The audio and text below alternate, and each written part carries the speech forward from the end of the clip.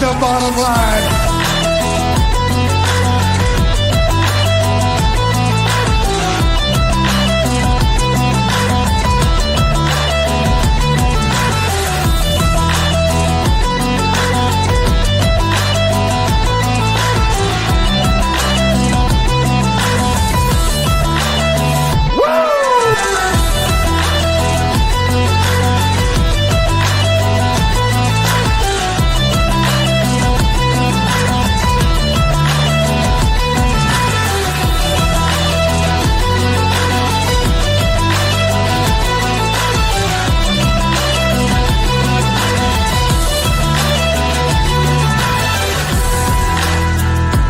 You want a war?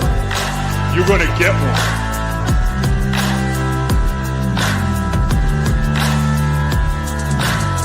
The queen rise to the top, oh yeah.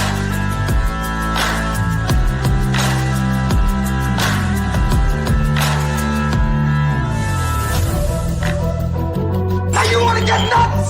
Come on, let's get nuts.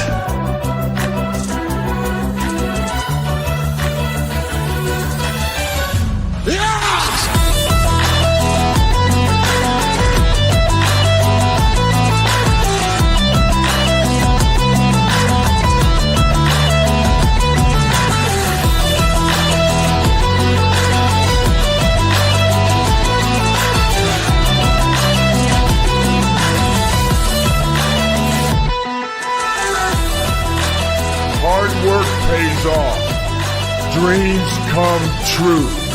Bad times don't last, but bad guys do.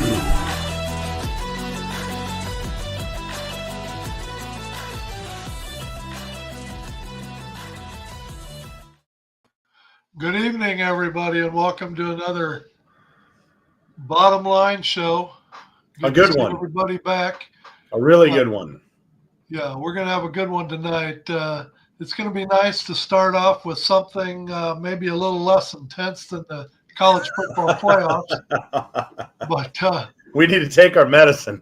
We've taken our medicine. We're relaxing a little bit. We've actually got somebody who is knowledgeable about the topic we're going to talk about, so we can bring the heat down just a little bit. I've been spending the last 15 minutes with Eric doing the whole woosah thing. So hopefully, I hear he's got an entourage following him tonight that is going to try and piggyback on his shallow arguments. Moral support, not Moral shallow. Support, okay. So before we get started on college football, we decided tonight against because the things are heating up in the UFL, and we've had some good discussions here the last couple of weeks. A lot of good topics to talk about. So we decided to bring in one of the heavy hitters, the UFL. We're bringing on a credentialed pro football writer reporter covering the UFL for Sports Illustrated. So let's bring on Mike Mitchell. Hey, Mike, how are you doing? I'm doing well. Thank you very much, gentlemen, for having me on your show. You bet. We appreciate you coming on. This is definitely a treat for us. Our treat. Thank you, guys. You guys are doing great work, for sure. Yeah, we figured our fans would enjoy hearing from another UFL insider besides Brett. And it looks like you're not sitting at a double wide deer stand. So yeah, Mike probably has a setup, So anyway, let's get right to it. We got lots to talk about. I got a whole list of stuff, and can't wait to hear what you think about a lot of these different topics. So but first, Ed, let's let Mike kind of give a little bio of himself. Let everybody know just who the hell he is. Well, sure. I was going to ask that, but go ahead. We'll let it go. It's always a little bit awkward talking about yourself, but just for anybody who's not familiar with my work, familiar with me, my background, all that stuff, I'm a longtime football fan ever since I was 5 years old. Into the National Football League, obviously college football. So I'm dating myself, but 4 decades now, and so as I was into the NFL and into the NFL draft as a very young kid, I started getting into a lot of the players that weren't drafted into the NFL, undrafted guys, and then it was the advent of the life-changing moment when the USFL came onto the scene in the 80s. They kind of changed the game forever. Free agency, all that stuff, drafting top college guys like Herschel Walker, etc. So I got into alternative leagues, however you want to call it, alternative pro football leagues with the USFL. I was a huge New Jersey Generals fan, Doug Flutie, Herschel Walker, all that. I used to imitate Herschel Walker when I was a kid. His signature move was the diving over the pylon, had a ton of touchdowns, had one of the craziest pro football seasons ever. He had like 2,400 yards rushing in the USFL, which had like an 18-game season. I've just always been into football, so I'm a big fan of the NFL and college football, and I've become an advocate for these leagues throughout the years. I'm fascinated. I'm a big fan of the underdog, so I'm fascinated by these leagues. They have a very tough road ahead of them to try to like make it in this landscape. So as a very young kid, I got into the Canadian Football League and the USFL. And then over the years, so many of these different outfits have come along. Obviously, two or three different iterations of the XFL. And then the other UFL, that a lot of people don't talk about in the 2000s there on HDTV and all those teams there, the Sentinels and everybody else, and Dante Culpepper and Dennis, the legendary late Dennis Green, all these people that are part of that league. So there've been so many leagues. I love the World League of American Football. So anyway, back in 2000, when the XFL and Vince McMahon started that league, I was, this is pre-internet days where people actually pre-Twitter, X, all this stuff where people just wrote on message boards all the time, Reddit, Discords. And I wrote at a site called xflboard.com, and the owner there, Mark Nelson, liked some of the stuff I was writing about and asked me where I was from and if I would consider covering the New York, New Jersey Hitmen team. So we applied for press credentials, and as a 20-something-year-old kid, I actually got to go to the XFL's games back in 2001 and covering the Hitmen for the website. And then when the XFL returned, make a long story short, although this has been very long, when the XFL returned and I saw they were on the horizon to return back in 2018, when the announcement was made, they had a 2-year run before they launched in 2020, I said, let me see if XFL Board's still around. And they were, in fact, still around, almost like a nostalgia site. And because the XFL was coming back, I said, all right, let me sign up for social media. Let me go on Twitter. And then I slowly started writing about the leagues. And then you start communicating with players, coaches, executives, all that. They start reaching out to you, reading your work. And these leagues are such that the players that play in them, the people that are involved in them, they're so happy to have coverage and have people who talk about these leagues, and that they're really appreciative. So, over time, you don't try to be an insider and all this stuff, but you end up getting a lot of information. A lot of this stuff is off the record. Some of the stuff people give you the okay to go ahead and report it. So I've always been a little bit reluctant about that, the whole deal of the insider, but I guess it's part of my title because I do get inside information and a report on it. So that's part of the gig. So they ended up writing for XFL News Hub and then covering the CFL as well, and then made my way over to Sports Illustrated covering the CFL and now the UFL. So I'm happy that we've had a stretch here, although we got interrupted by COVID, where we've actually had spring pro football on a prominent level since the return of the AAF and, rest in peace, Birmingham Iron and all that. And then for Luis Perez and all that stuff. And anyhow, and who's still around. But it's great to see from that point where the AAF was on board and then the XFL and the USFL that we've reached this point where the UFL, we're heading towards 2025 now. And there's prominent spring pro football on major networks. Whether or not these leagues can get to the point where they're treated like they're major, that's another story, because outside of our bubble, a lot of people look at leagues like the UFL as being minor. It kind of blips on the radar. That's just kind of the way it goes. So let's get right into it. One of the first hot topics that everybody's talking about here, and I'll put this up because I believe this was top potential expansion cities, and of course Canton, Louisville, Nashville, Orlando, Seattle, San Diego, and Portland. I won't leave that up because it kind of covers us all up, but that just kind of gives you that list that was put out as the top markets. What are you hearing? Because we talked about last week, and as we talked about, if they go the route of bringing in 2 teams in 26 and 2 teams in 27, what makes the most sense? And I guess I'm one of those numbers guys that look at Seattle as being, obviously one of the top teams. They want to get back into the league, but unless it's a partnership deal with somebody else out on the West Coast, doesn't make cost sense. So why don't you give us your thoughts on what you're hearing as far as if there's any rumblings out there about who the 2 cities might be for 26? Yeah, there's so many layers to this, right? So I don't want to burst anybody's bubble in terms of expansion. I do believe that the league's goal, the league's leadership's goal is to expand. And like I've reported, they're looking into 2 teams for 2026. And then beyond that, 2 teams in 2027. The reason why I bring up the burst in people's bubble is I think part of this too is a bit of a marketing ploy by the league. There's an old saying, you fake it till you make it. I think the league itself has been trying desperately, both Fox and Redbird, to get investors and people to invest money in these leagues. Fox hired a prestigious firm to help them with that since 2022, I believe.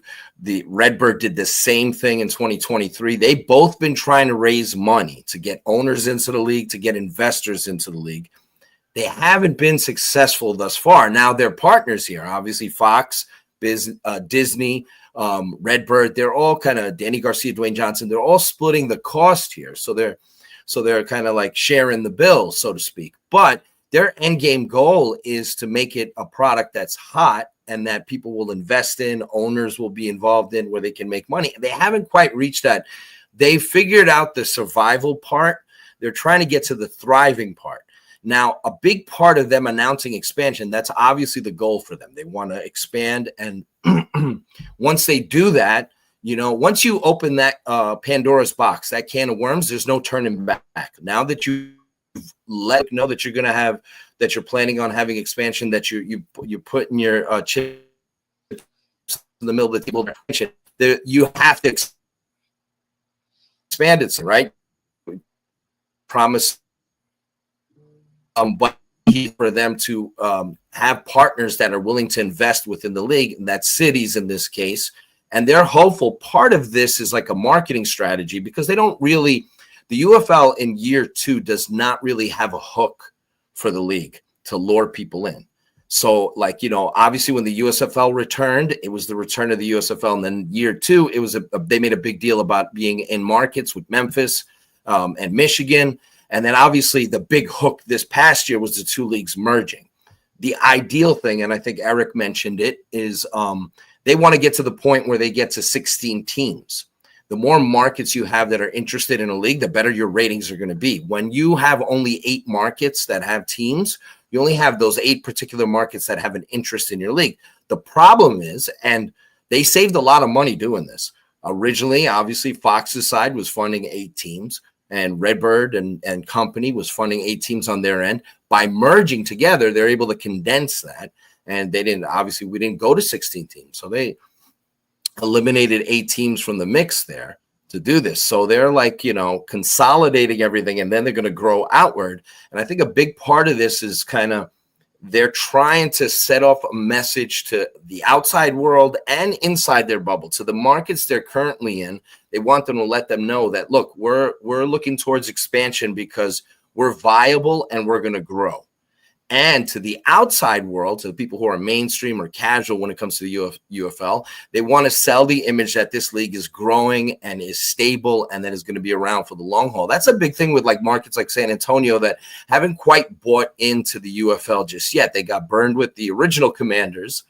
And so this announcement that they're putting their hat in the race and they're moving towards expansion is not just about the outside markets that could have interest in the UFL and joining the league, but it's about the actual markets they currently have. They want Memphis and San Antonio and all these places within the league to see that this league is viable, buy in, invest. We're going to be around. They want these markets to understand that this isn't a fly-by-night kind of deal, because most of the leagues have been. So I believe you put this list out, and I want to attempt to part the Red Sea again here. And if we have to slide over, we have to slide over. But if I throw this up here, I believe this was posted by you, correct? Sure, absolutely. This is information I got directly from Nielsen. Nielsen gave me these numbers and put them at Sports Illustrated. So maybe spend a few minutes on this and just kind of, if that's a quick explanation, I guess, but maybe give us some target markets according to this. Sure. Sure. So a DMA, designated market area, HH rating is household rating, +2, and plus impressions is how many people are watching per market.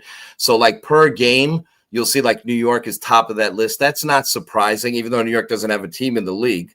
They have a larger market, more TVs, more people, obviously, big city. So you got 36,000. So 36,000 people are on average from New York are watching the games. Then you got all this other stuff. You see St. Louis there, and then Dallas, Fort Worth. These are a lot of big markets. You see LA, Atlanta. A lot of these are the top television markets. So it's a little bit. There are two different ways of looking at this. Like you look at this, and some of it is by default. New York, LA, Chicago, of course. They're bigger places. They're going to have more than, say, Tulsa or something. But then if you look at ratings in terms of like the market ratings themselves, you'll see like some of these smaller cities and smaller states that are actually like invested in the league, that watch the league. Obviously, Michigan, Alabama. There are parts of Pensacola and all these other places in the South that are close to Birmingham that actually watch the league because the Stallions are so great, obviously. And so there's an interest in that team. So I think it's a delicate balance when it comes to weighing these numbers and seeing whether or not. Now, the big thing is obviously with markets like New York and LA, it's very expensive. In a perfect world, you'd have a pro football league with New York, LA, and Chicago in it, right? And because of the TV market size, because of the ratings you can draw, you also, those big city teams are like the enemy, so like you want to beat New York, you want to beat LA, that kind of deal. So that it's like any league that's worth anything has New York's and LA's and all these like top cities in there. It's a big part of it, right? So I think it's a delicate balance. Ideally, in a perfect world, you have a medium-sized market, but you want to go into markets right now. What the league has to do is they got to find markets that actually want a pro football team, that won't ignore it, that will embrace it the way St. Louis has. So that's a delicate balance. So it takes two to tango on this. What comes up with venue, comes up with if you feel like the media is going to actually. That's another big thing with this. You got to have media that's going to actually embrace these leagues, because that's how you sell tickets too, is if the media covers the game. So although you see in the DMA here, New York, as much as I would love to see a New York team, a tri-state area team, an actual pro football team that plays in New York City, that would be something else. No disrespect to the Jets and Giants, who, that's the only option they really have is playing in MetLife. But in an ideal, perfect world, there would be an actual New York team that plays in New York. Anyhow. I know Buffalo. I understand that's upstate New York. It's a different animal, but in the city itself. So it's interesting to look at this. Birmingham's on the list there, San Antonio. You see some of the markets. You see some of the big markets in there. So I don't think this is the be-all, end-all, but it kind of gives you an idea of why the XFL in 2020 had such good ratings. Some people were very critical about New York and LA being in the league, but both of them did really well. The Guardians had a game which is the highest rated non-NFL game since the XFL in 2001, which did a crazy ratings that first week with Vince McMahon. So Guardians game, that was opening weekend of XFL 2020 season on Sunday, game called by Kevin Burkhardt and Greg Olson on Fox. And that's the highest rated non-NFL game in the United States in over 2 decades. So the Vipers Guardians on that weekend. Yeah, that's Sunday on Fox. It's I'm forgetting the actual number. It was close to 3 million viewers. Wow. It's funny because and that was the opening weekend, and that was on Fox, and that was on a Sunday afternoon. It wasn't the greatest of games. It was okay. It was competitive, but the New York games, there's a reason why these leagues want New York and LA involved. The problem is when you're in it like Fox and Redbird, who's trying every which way but lose to save money, because that's what they've been. That's what New York and LA are very expensive. They're expensive propositions. So that makes it tough. Vince McMahon's a little crazy. That goes without saying. And so he knew how important New York was. So he didn't care how much money he spent on venue rent and all that kind of stuff.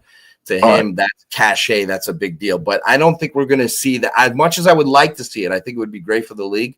I think there are other markets that the league can tap into that will actually that will be invested in a league. Maybe not as much as St. Louis is, but on that level, close to it.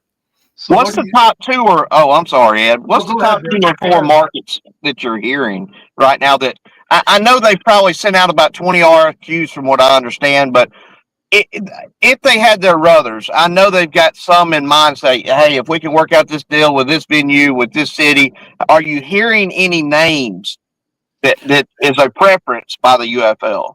Sure.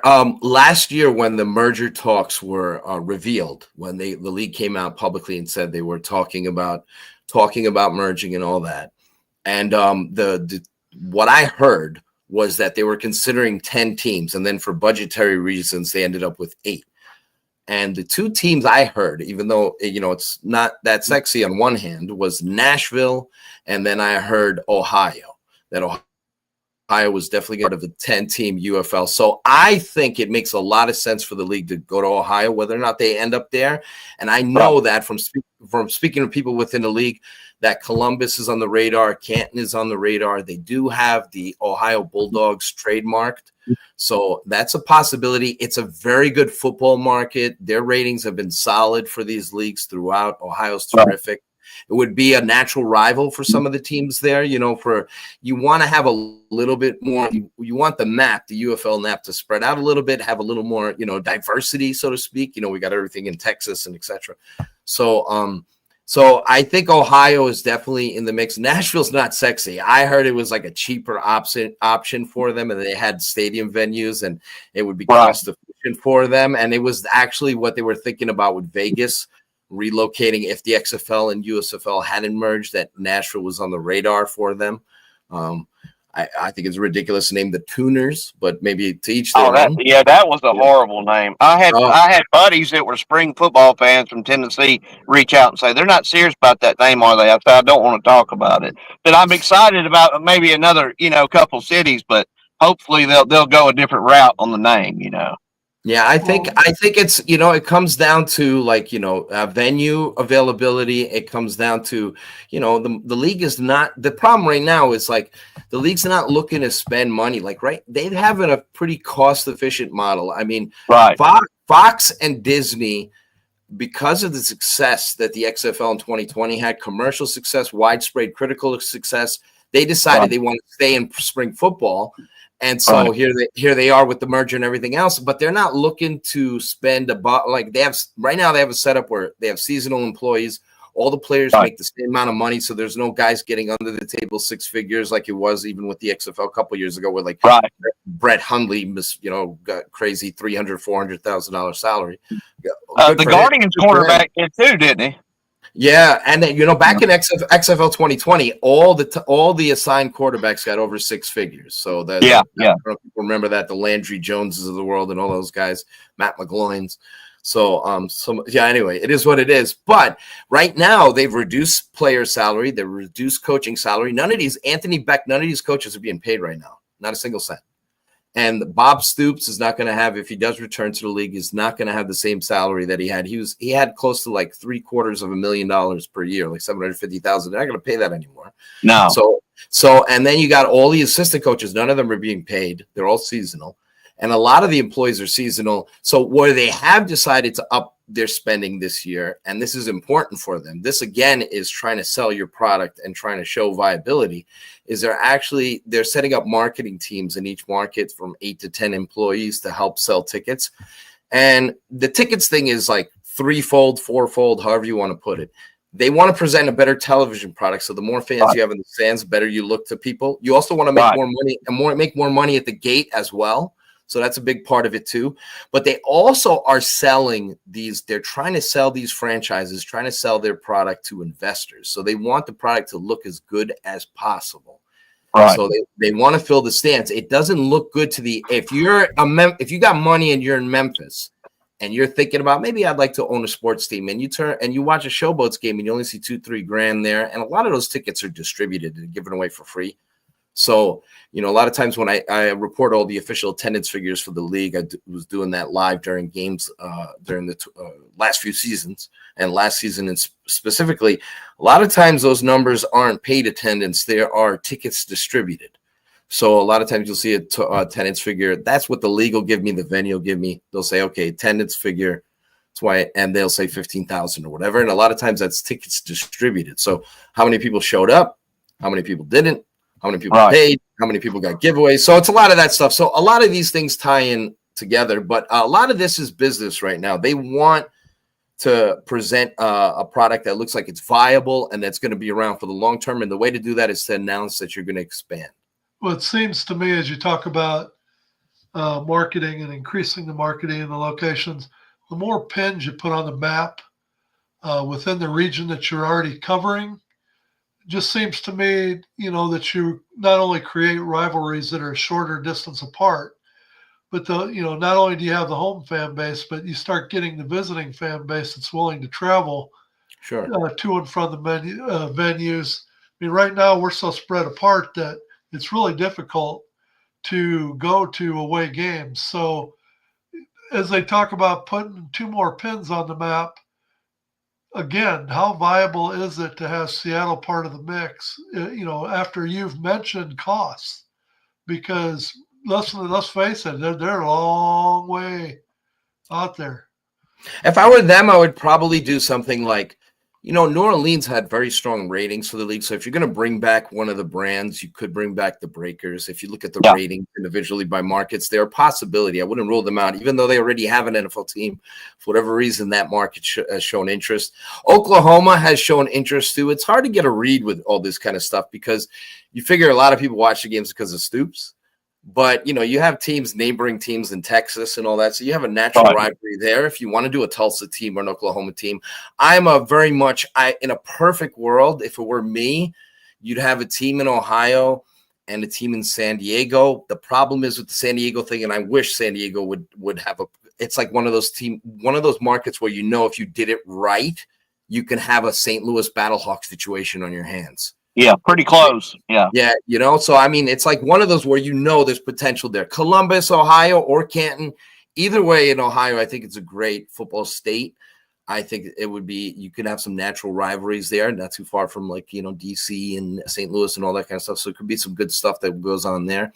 I think you want to go in a perfect world. There's no options in Oakland. And the people I've talked to in the league, they've mentioned all these markets. I think Ohio is a realistic possibility for the league. The question is, in a perfect world for this leadership group, they would have actual owners, people that would come in and pick up the bills, pick up the cost. That's what they really want. At the end of the day, they want to be able to sell off these franchises. Expansion is the most fun topic for fans. We've been talking about it for the longest time. We want to see it. I know you, Brett, you've been a proponent for Birmingham for forever. In all these leagues, wanting it to take off and be successful. And we have a great team in the Stallions. And for whatever reason, Birmingham, you hope this turns around. Birmingham hasn't been the success at the box office that I feel that they should be. Yeah, right? I mentioned that religiously. And, I run that big Stallions group, and I'm a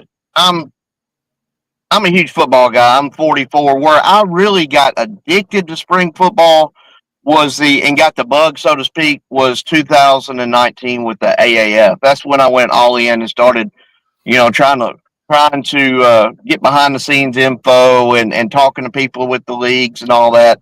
But what I told the guys and any of our viewers that watches the show, if you're a spring football fan, you've got to check out the documentary about alliances, broken alliances or whatever, because I feel like what the AAF did to Memphis and to San Antonio and Birmingham, we are still feeling that effect and that black eye because they used all local vendors.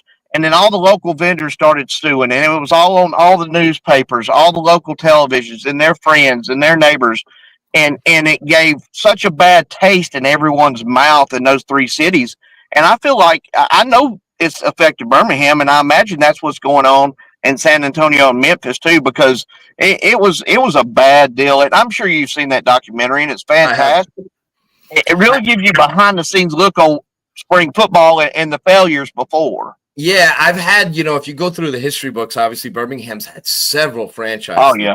Thunderbolts, the Fire, etc., the Iron, obviously the Stallions now. Right. The Stallions are one of the better ones that have ever been in spring pro football. I mean, the Kansas City Chiefs are trying to do what the Stallions are the first pro football team to win in the United States, outdoor pro football, to win 3 straight championships since the Packers of the 60s heading into Super Bowl. And this year, they won't mention it. But if the Chiefs, I know everybody's tired of them. A lot of people are anyway. But if the Chiefs end up winning the 3rd in a row, they're probably not going to mention that the Stallions just did that. But anyhow, I do feel that there's market fatigue from what's happened, and I totally agree, Brett. And I think that's a big reason why the league has announced this expansion thing, because they, like I said, they're not only trying to prove themselves to the casual fan, to the outsider, but they're actually trying to prove themselves to the markets they're already in. Hey, we're here for the long term. We're expanding. We're here to stay. Yeah, we're here to stay. They really want that message to. It's part of this is a marketing. I don't want to use the term ploy, but part of this is to build the strength from within right now. I know everybody's thinking about outward, but they really need to get stronger in San Antonio. They should be doing better in San Antonio. We're talking about San Antonio, Memphis, Birmingham. These are non-NFL markets, just like St. Louis, right?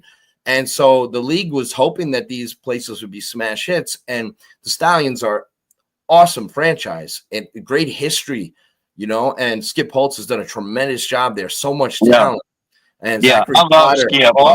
Skip is tremendous. And, so he should, if he wants one, he should have a job in college again, or even in the pros. He don't want to mess with it, man. I talked to him at the Fan Fest about 4 weeks ago, and I cornered Moose for about 20 minutes again. And there's one problem I've got with the league, Mike, and you're an XFL and USFL guy.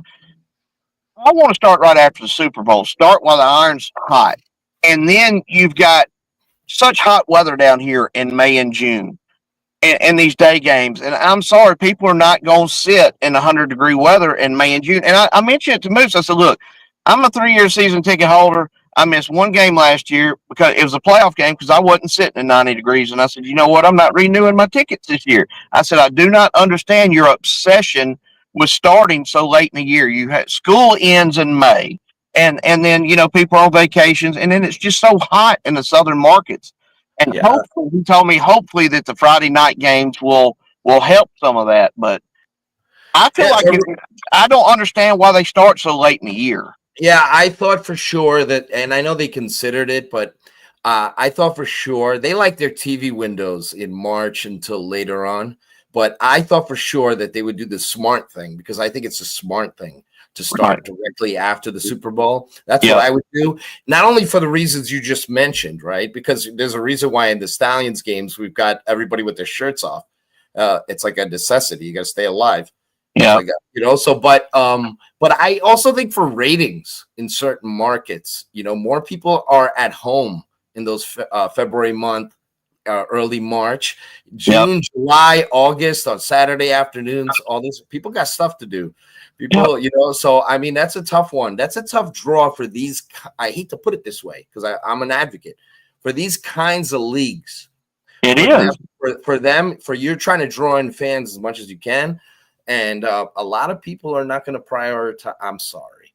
They're not going to prioritize a spring league, 110-degree weather.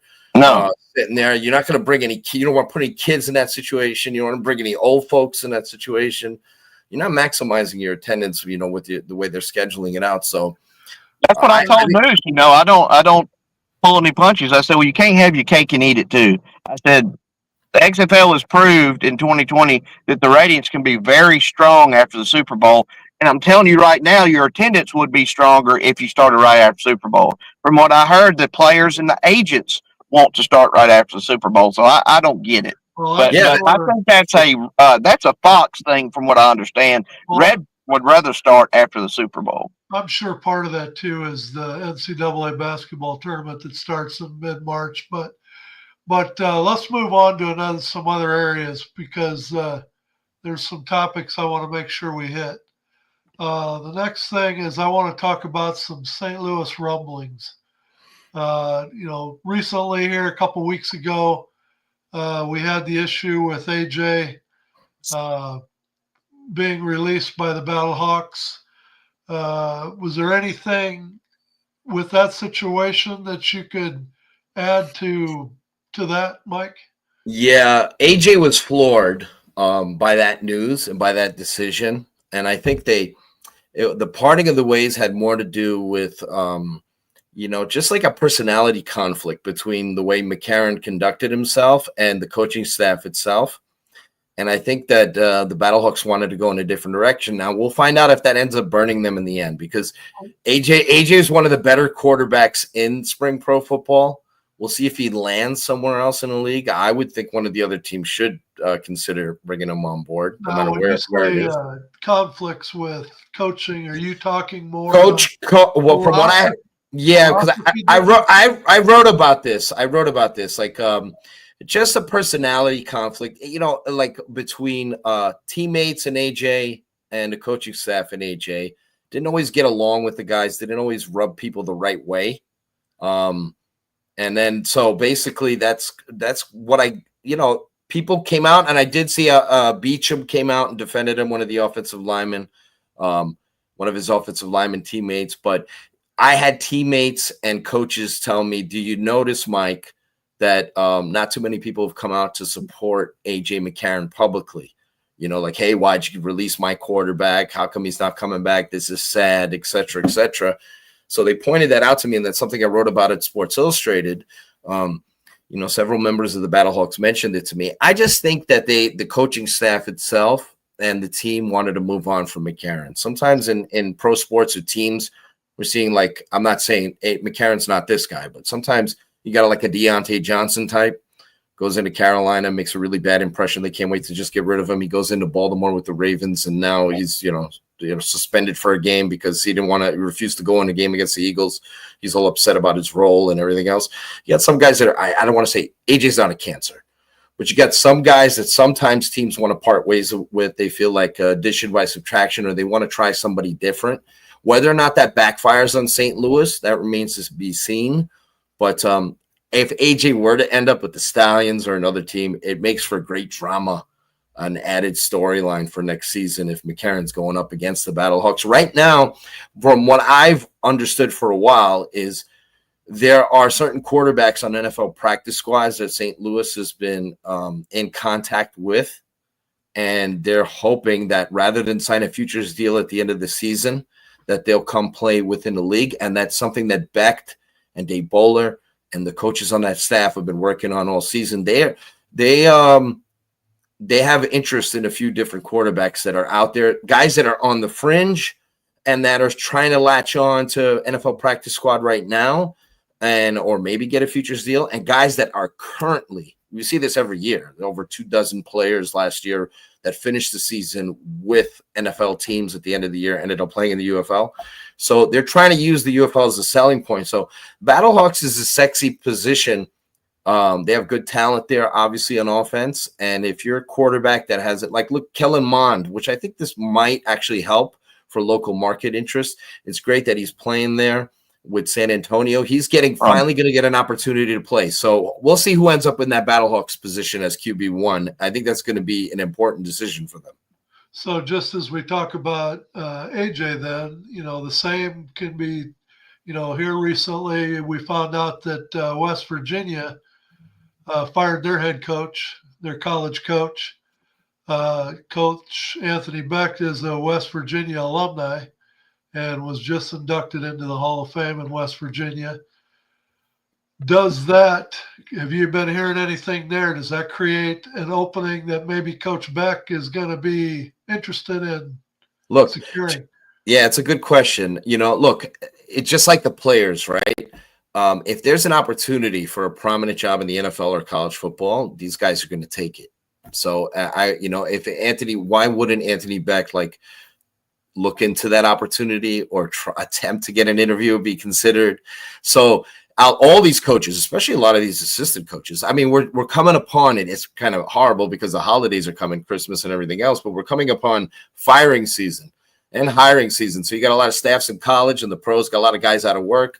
And so, but you got firing and you got hiring. So a lot of the assistants, there's no guarantee with any of these head coaches. Like Skip Holtz, if an opportunity, he loves being with the Stallions, but if an opportunity came his way that like really enticed him financially and professionally, there's no reason why. And I've been told this in the past that, that he's open to it. Now he's not like pushing for it. If Anthony Beckett were to ever get an opportunity to coach his alma mater, you just have to say it. You have to say, go take it. You have to, no disrespect to the UFL, but if that kind of opportunity came aboard, he's going to leave the league. Simple as that. I didn't put two and two together though until before the show started, and I'll bring Eric in on this because, as we talk about Coach Beck potentially being interested in the West Virginia opening, Eric, what does that also lead to? The first thing that I thought of when I heard that Coach Beck was potentially a candidate for West Virginia is I thought, Coach Beck goes to West Virginia. Rocco Beck is the quarterback of my team. We've had Coach Beck on this show. We've talked at length about Rocco Beck to his father. What does that mean? Does Rocco go to West Virginia? Like there's a lot of dominoes that could fall in my world. I don't want to see it happen. I like Coach Beck in St. Louis, and I like Rocco at Iowa State. So I don't know. I've communicated with Anthony on so many occasions, even a little bit earlier today, right? A little bit of contact between he and I'm a huge fan of him as a human being. You would figure we already saw with Deion Sanders and all that stuff with the family aspect there with Colorado. So you never know. I don't think I would root for Anthony to get that job. I don't think he will. Right? It would be cool if he got interviewed and got respected for. He got that amount of respect to be considered for positions such as that. But I don't think Anthony. But here's the thing, right? The UFL doesn't pay that much. There's more college football job. There's no such thing as stable in the football world. But when you're comparing the UFL to college football, the NFL, the NCAA, the NFL, that's more of a stable job than the UFL. And so it's the opportunity to be a head coach anywhere is a blessing. And so I know Reggie Barlow's had a lot of offers. He's only interested like in the NFL and in college. He's only interested in being a head coach. So that what he's doing with DC, he loves it. And Anthony loves what he's doing with St. Louis. But if the right opportunity came along, and I mean, what can be more right than your alma mater, West Virginia? I don't think he's going to get – it's fun to think about, and it's a story for sure. No question. I don't think it's fun, Mike. Well, here's not for you. Maybe not for you.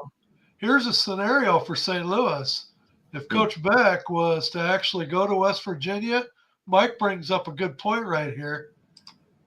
Bring Dick Vermeil back to St. Louis, and he can coach the Battlehawks.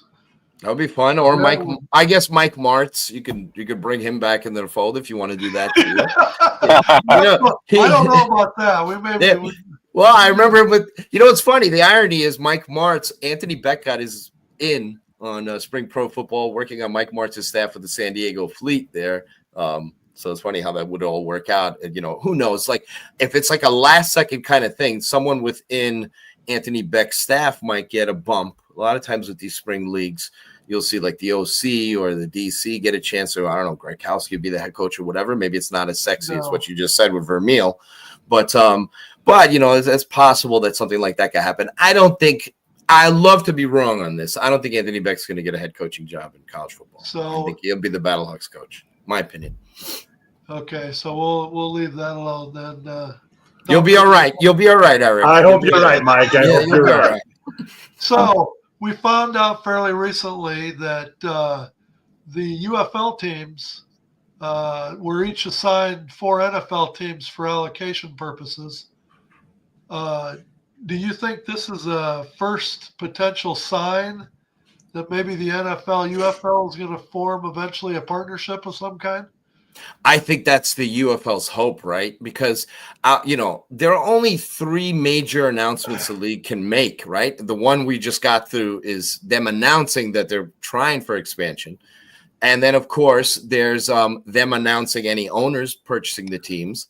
And then the biggest one is them announcing an actual formal, full-on relationship with the NFL. In a perfect world, I know they would love, and people I've talked to in football ops there would love it if the NFL would allocate their practice squad and futures free agents, guys they sign at the end of the season, to directly play in the UFL, kind of similar to what happened in NFL Europe and World League of American Football, where NFL teams would actually send players. You ended up with some really good players that came out of that. Adam Vinatieri, Leroy Glover, Dante Hall, etc. Guys that were allocated from the NFL in the offseason to go play. And the cachet that brings, that if the UFL was the actual NFL's kind of farm league in the offseason, that would sell people more on the league itself. So if they get that stamp of approval from the National Football League, eventually like a formal thing, there's a lot of things to work through with that. The union, what players do you want to send over? Because the thing with pro football is you have injuries. So it's very unlikely that an NFL team is going to send, I hate to put it this way because I don't want to be disrespectful of pro football players, but the guys they value the most, the guys that they won't cry about if they get hurt in another league, guys who are like that kind of like 80 to 90 on their offseason roster, they might not mind sending them to go play in the UFL, and we'll see what happens. But, don't think that some draft picks or highly prized backup quarterback is going to be sent to the UFL to get seasoning. That's the perfect world that a lot of these quarterbacks, because you see it like now, there are a lot of quarterbacks within the league that are never going to see the field. They need like heaven and earth to be moved, guys to be hurt left and right for them to even get an opportunity. So, a guy like Kellen Mond drafted into the NFL, he gets a few opportunities here and there and washes out of the league quickly. And he's got no opportunity to lead an offense and lead a team. So there are a lot of quarterbacks that are third stringers, fourth stringers, guys on practice squads that could really benefit from playing in the UFL. So I hope that happens. I think it's kind of fascinating to have, you're trying to allocate 4 teams. I'm not the biggest fan of that, but because if you're saying DC can only have these certain teams, then what if there's their director of player personnel likes players on a specific NFL team, or if there are players on that team that want to come play for Reggie Barlow, you can't call dibs on them and all that. So I don't like forcing it that way, but it's kind of cool to say, this such and such UFL team has the Chargers and they have the Broncos and they have this. I do think from an allocating standpoint, it would help in the UFL if more of the players had connections to the markets itself. I know the AAF went all in on this. Like Birmingham had a bunch of the Alabama guys. And so, Trent Richardson's, everybody else. And so they did a territorial regional thing that would help for ticket sales in the market itself to get people, because now people in San Antonio are actually, I'm not saying all of a sudden it's going to flip the switch overnight, but there's going to be more people in that market that pay attention to the hometown kid Kellen Mond playing in San Antonio. Suggested that with Moose on multiple occasions about a regional draft or partial regional draft. I agree with you completely. Yeah, and you notice the Stallions' highest attended game last season was the game that A.J. McCarron played in. Because there was a lot of people in that Alabama market that came out to, 100 degrees or not, that came out to see AJ, who's, quite the college career, right? So, and a name in that region. So I think it would be helpful for that. It's cool to see certain NFL teams, but I would more have it wide open where teams, I don't like you only get these specific teams. I like it more wide open. I understand it's not completely rigid in what they're doing, like where, Stallions can't go and get such a player. But, in the future, I think if they can work through the union and injuries and everything else, I think the UFL would love to have that NFL stamp. There are a lot of people, it's funny because there are a lot of fans that don't want the NFL associated with the UFL at all. They want the UFL to be separated from the NFL, not be their little farm system and all that. But I think the days of a crazy owner like Vince McMahon who's actually trying to be better in the NFL or the USFL that was actually in the 80s trying to, I think that's over. That'll never happen. That'll never happen. It's over. It almost like it was an interesting thing in the early 80s there, what the USFL did. I mean, they went too big too soon. They actually took on the NFL. They changed the NFL forever because there was no free agency. There was none of that. And they actually were a direct competitor. They were the ones that started paying the big money, were they not? Yeah, they were. They changed the system forever. I mean, people forget, a longtime NFL fan, there was no free agency. There was Plan B free agency. There was you got the scraps basically. There was no like straight on, oh, you could sign Dan Marino, you could sign Jalen Elway, you could do this, you could do that. And the salaries were very limited in the NFL. Players didn't make that much comparatively to the other sports. So the USFL came in and started overpaying for guys, stealing all pros, the Reggie Whites and all these guys, Steve Youngs. So anyhow, I think the days of there being an actual direct competitor to the NFL are over. So you're the best you can do from a notoriety standpoint, and to lure in more NFL fans is to actually have a partnership with the NFL where they send some players. I'm a football junkie myself. I don't know how many people, even casual fans, know all the practice squad players on every NFL team, and they're actually going to clamor to watch a specific player from a practice squad play in the UFL, but it doesn't hurt, right? So a couple questions from our viewers before we start wrapping things up here. One is from Mike. He's asking, are you still hearing mid-December for your schedule, for the schedule release? Yeah, you would think, with Christmas coming out there and all that kind of stuff, with them trying to, the earlier they do things, the better. One of the bragging points Danny Garcia and others have had is that they're going to have an opportunity, because last year they didn't have a lot of time to sell tickets and set up the schedule, that they're going to have an opportunity to do this ahead of time. So I have heard about a mid-December release, but nothing that's concrete right now. I'm supposed to talk to a couple of people this week within the league, hopefully by Friday, and get more information on a set date. But that could be pushed. Brett told me it had to be after December 15th. That's what one of them told me, because of the two soccer venues. But I don't. Right. Yeah. So you would think that they would like to release it before the new year in a perfect world. They're still ironing out that stuff and figuring it out. They need to get a jump on things. You don't want to, delay things, and then all of a sudden you only got 6 weeks till the games start and that kind of deal. So the sooner the better on their end. I haven't heard a set date to fully answer that question, but it's reasonable to think mid-December at this point. That's their hope anyway, that they can get it out there as soon as possible. So as we also found out, there's another new league starting up, the IFA. What do you think? Have you heard anything from the UFL brass as far as what's their impression of the IFA? Are they concerned that it will take away from the UFL? Are they not concerned? I know there's an overlap in the schedule, but have you heard anything on that? No, I don't think that, I hate to put it this way, because I have talked to a couple of people about it. I don't think they're really concerned right now, because, not to be disrespectful in any way, the more leagues you got, the merrier. And it sounds great on paper, and they have some very good coaches involved and some good markets. And I like the angle with Mexico and all that. You never know with these leagues with financing and everything else. It's the exposure package more than anything else. I know we're in a new era now where people can watch games on YouTube. They watch them on different streamers and all this stuff. But at the end of the day, it's very hard to compete with the United Football League, because they're on ABC, they're on Fox, they're on ESPN. I mean, those are top of the top. And then the IFA and any other leagues like this, the key with them is going to be their exposure. Whether or not they can be a direct competitor to these leagues is because the players and agents want their players playing in a league where they're on television all the time. We're on ABC and Fox. And I'm not saying IFA doesn't have a distribution deal, exposure deal out there, but kind of hard to compete with ABC, Fox, ESPN, the reach that the UFL has for their players. So the more the merrier. You got the European League of Football. I talked to somebody in the UFL about them too, whether or not they'd be interested in a working relationship with them. It's amazing how the ELF has expanded as quickly as they have. It's they have a lot of teams. Very cost efficient what they're doing out there too. So I mean, anything is possible. The more the merrier, the more opportunities. I mean, less than 2% of all players in college football make the National Football League. It's 1.9% data released by the NCAA.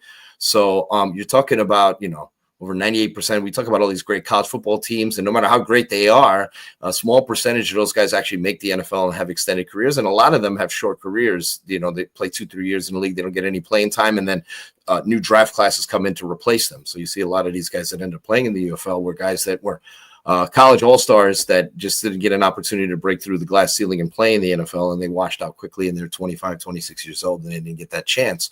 So the more leagues that are out there, the better. I hope that, you know, with a lot of these leagues, it's all about the cash. It's all about the funding, whether or not they get the money to make it work. They make a lot of big promises. They talk a good game, present a good package. And then when push comes to shove and those bills come in, they have difficulty making payroll and taking care of the players and doing the right things. And then they're folding shop. Hopefully that's not what happens. I've, been in touch with people at the IFA, and they're looking for coverage. They want outlets to cover them.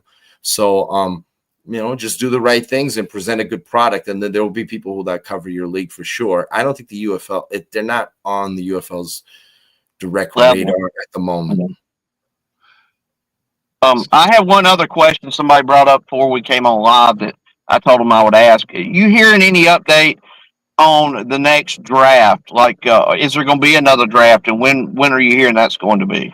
I'm still digging on information of that. What I was told was late January, early February for that. I think they want the NFL season to end. Theoretically, a lot of these teams were getting close to the NFL season. It went by so quickly.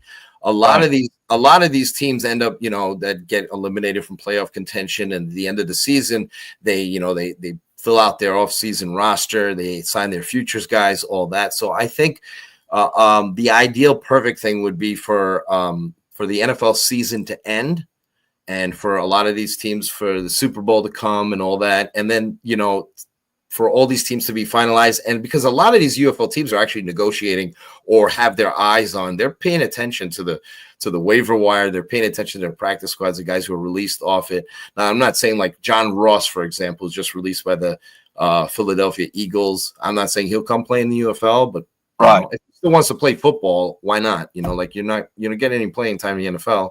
Obviously, so anyhow, one of the fastest guys out there just didn't pan out in the National Football League. But there are players like that each individual UFL team, their director player personnel that they're looking at. So in a perfect world, you get a pool of those guys, since season doesn't start till late March, and then you'll have camp at some point there, whatever, late February, early March. In a perfect world, you do a draft right before camp starts.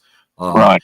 Of all the pool of players, because right now what you're talking about is the players that you're looking at, to potentially add as part of a draft would be the players that you see right now, either on the fringe that have been cut onto practice squads or cut, or guys that are on practice squads right now, or the players that have been waiting all season to see if they could latch onto an NFL team before they would decide to play in the spring league.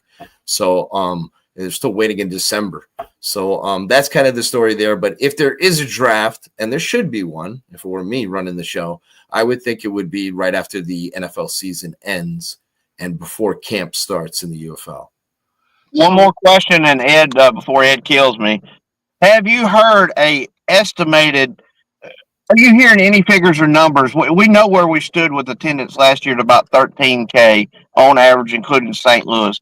Have you heard that they're trying to increase it? I mean, of course they want to increase it as much as possible, but are you hearing the minimum number they're looking at is 10%, 15%, 25%? Or have you heard anything of that sort? Yeah, I was just going to say, in the perfect world, what are the expectations? Do you know, has the brass come out and said, what they're really looking for this upcoming season, what matrix is? Sure.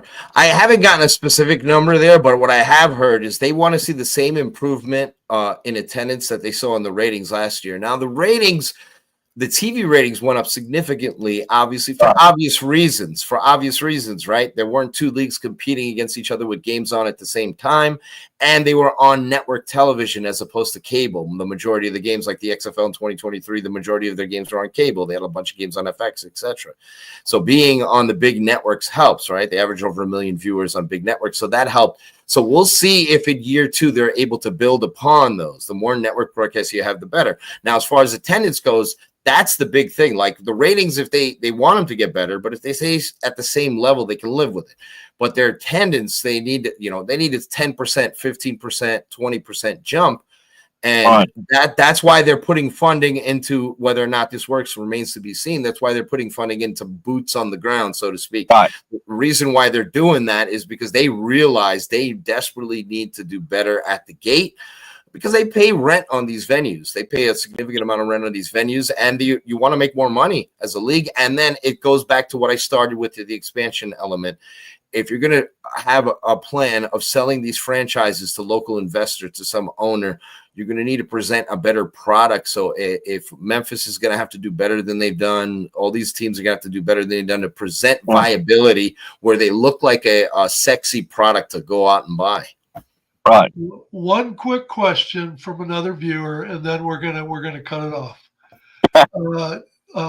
We have a viewer that's asking, have you heard anything about the St. Louis Battlehawks quarterback that was drafted, but since kind of hasn't made a commitment to even come play for St. Louis? I haven't heard any update on that, and right now I think the Battlehawks have their eyes on different quarterbacks being their starter. I think a lot of these young guys, the mistake a lot of these like young guys make is that they're holding out for the NFL and they see the UFL as an insult. But yet you're not on an NFL roster and you're not going to get an opportunity. And even if you get on an NFL roster, you're going to be 4th or 5th in the pecking order.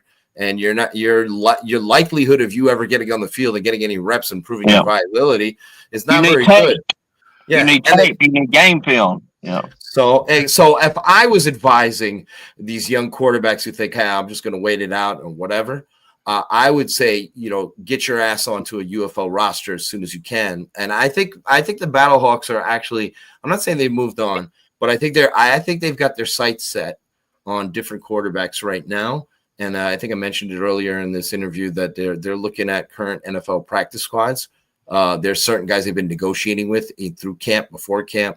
It's funny what's going on there. They Anthony Becht has done this before, doing the hard sell. He's done it even publicly, like saying, "Hey, come play for our. You're not gonna benefit at all as a futures player just hanging around, and you're never gonna freaking play. You'll be the first guy who gets cut. Come play with us. Make yourself viable. Be like Adrian Martinez, who spent the entire season in the NFL now on the Jets practice squad. He hasn't had an opportunity to play or whatever."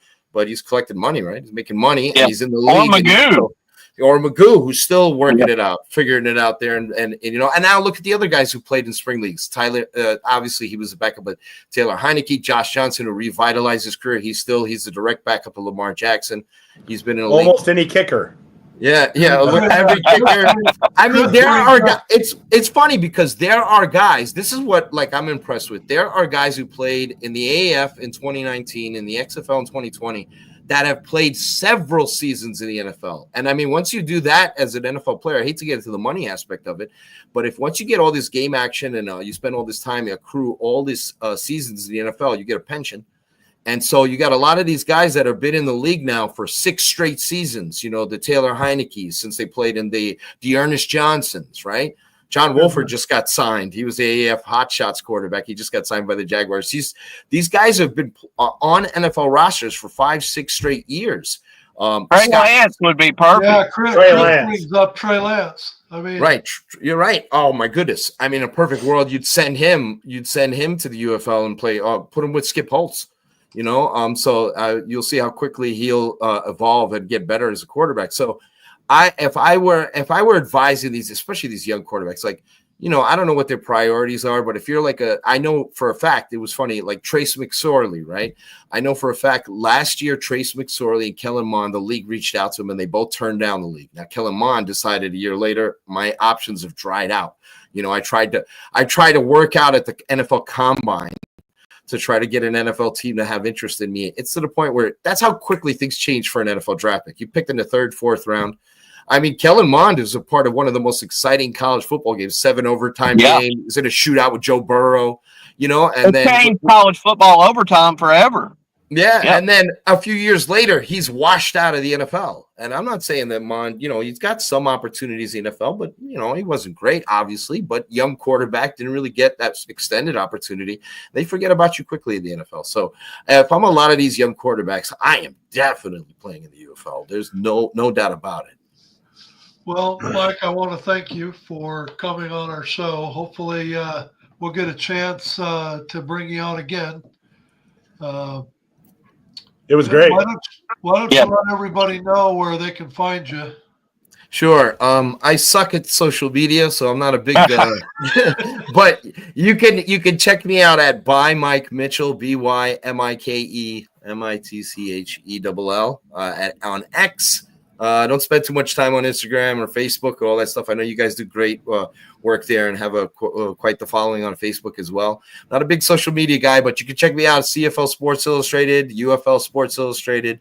Great team over at Sports Illustrated, Casey Sager and by Anthony Miller, Art Garcia, who worked with the XFL in 2020. They do great work for the site.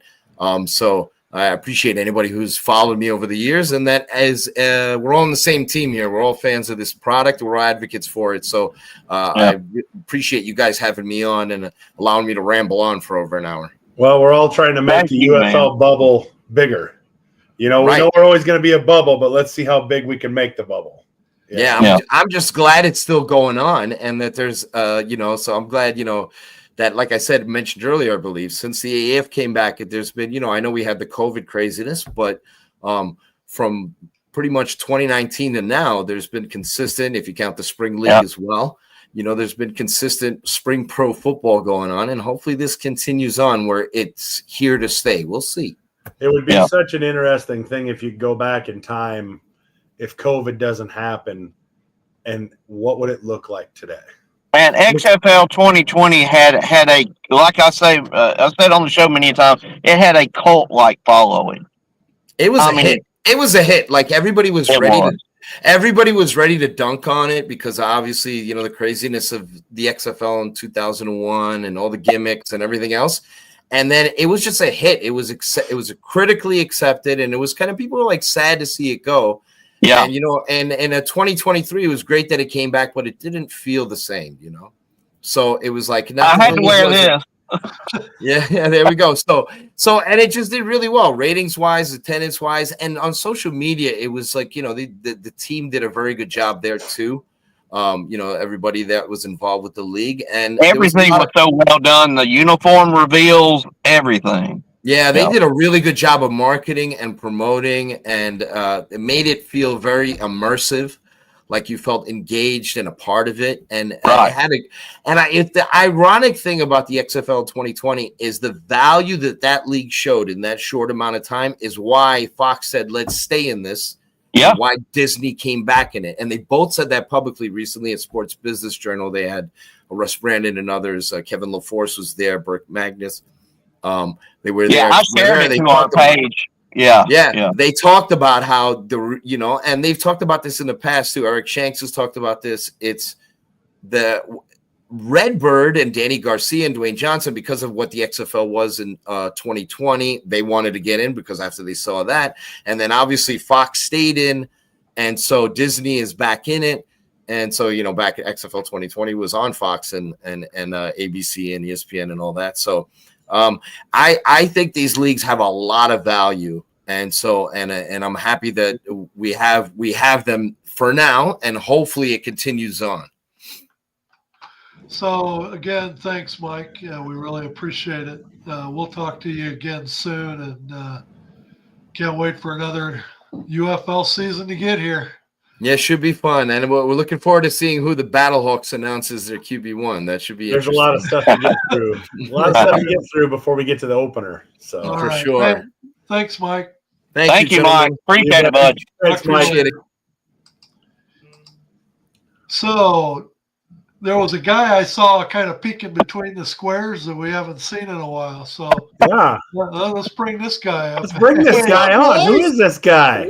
What are you doing? What's going on? Take that UFL thing down, would you, Eric? Who's the new guy here, man?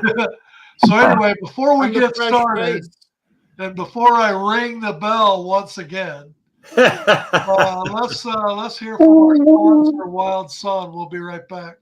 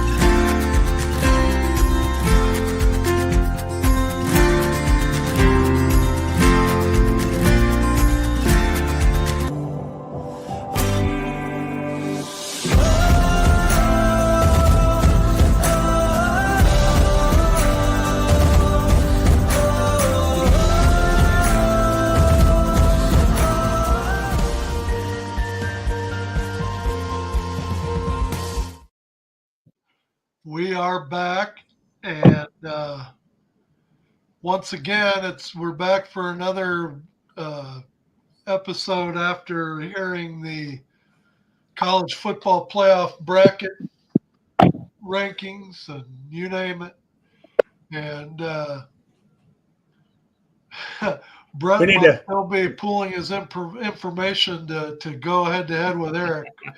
So we need to let's put the bracket up. Let's put the bracket up. Okay. So before we start, exactly how much of the hour are we going to spend on? We are going to limit it. I told Eric before we started this tonight. I want to know what 20 limit minutes means. tops. We're giving everybody the 20 equivalent minutes? of 5 minutes apiece to say their piece.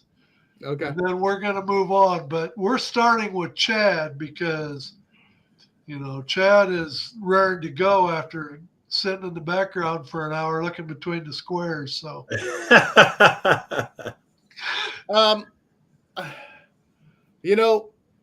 wanna say something spicy and be provocative, but there's gonna be so many unhappy people, and there's gonna be so many happy people. It's hard to. Boise State and SMU are great stories. If they stay in this, they're gonna get trashed. They're gonna get beat. I don't know if they're going to get run out of the stadiums, but they're going to get beat. They shouldn't be in there. We'll see if I have a hard time believing. I know Eric's very concerned that a Big 12 team is going to get shut out of this. I have a hard time thinking that is going to happen. I believe they're going to get somebody in there. We'll see. Indiana. I had all the faith in Indiana until the Ohio State game. Now I have zero faith in them. I don't think they probably deserve to be in this, but at 11-1, what are you going to do? I just want to see. I want to see in that first round. As a Northerner, I want to see them Southern boys come up and play in 20-degree weather and snow and 20-mile-an-hour winds when it's 10 or 15 or 20 degrees out and it's cold as hell. I want to see them have to come up and play in that. That's just me, my pettiness. That's about all I have to say about it. I wish I could be more provocative. I think Penn State's going to get thumped whoever they play. I think Notre Dame's probably going to surprise some people. I think the big boys, as it sits, are probably going to win out and do it. I can't believe SMU and Boise State would get a bye, but what do I know? I think there's so much being put into who doesn't belong that we kind of lose sight of, well, if they're not in, then who should get in? Because so many times, okay, if you don't put that team in, who's the next one up? And the next one up, when you put a resume side by side, it's not even close. I agree, but this is the same conversation that has around running up to the basketball brackets. When those first come out, that's all anybody wants to talk about is who didn't get in and who shouldn't have got in, who got left out. That's why I'm saying, I'm not I'm the odd guy out. I think 4 teams is plenty. I think 12 teams is way too many. I think you cheapen it because I think, the unpopular opinion, I think the basketball tournament is terrible. I think it cheapens the national championship. And unfortunately, Chad, as you say that, when it comes to the NCAA basketball tournament, I think it cheapens. Everybody wants to see the upset, right? Those early round upsets. Yep. All those early round upsets do is create yawners farther down the tournament. When it gets to be the Final 8, Final 4, a lot of those teams that did the upsets are the ones that get rolled by 20 or 30 points. So, I'm not a big fan of upsets. You may be right a little bit on that, but what about the St. Joe's? What about the Davidsons when they make their runs clear to the finals? I mean, the thing about it is this. if you're only going to make it, especially with the atmosphere that we have in college football, if you're only going to make it about the teams that have the most money, the Michigan that's going to spend $11 million or $12 million on a quarterback has the best players. Well, but the best coaches. Yeah, so they have the best players money can buy, but let's say, but and I hate to bag on it because I actually root for Alabama, Brett, but you look at Alabama, they're 9-3. They have the best players, they've had the best players for years, and they're 9-3. The thing that irritates me the most about using the rankings is when you watch a team like, I don't know, pick a Penn State. If Penn State would have lost, if Penn State was sitting at 3 losses, Penn State's probably 19 or 20 in the rankings. Wouldn't you agree? If Penn State loses 3 games, they're probably 20th in the rankings, maybe 22. Okay. Now you look at an Alabama, they're sitting at 11 with 3 losses. So if you're going to do that, don't give it under the pretense that, man, this is just, hey, how they play. Because when Alabama loses a game to Vanderbilt, 24-3 to Oklahoma, they are still with 1 game left. They lose to Oklahoma 24-3. They're somehow just right there at the edge. And then they beat Auburn at the end of the year, and boom, man, they're in. Oh man, it was amazing. They went from 13 to 11. They're in. Listen, quit sugarcoating it then. Just say, look, we're going to have a 12-team playoff or 16, whatever the hell you want to do, and say these are the only teams that have a shot. And we're just going to rank these 16 teams at the end of the year because the biggest problem is we don't need to argue Alabama. You can say they should be in there or not. The biggest farce is that they have Boise State sitting at 4.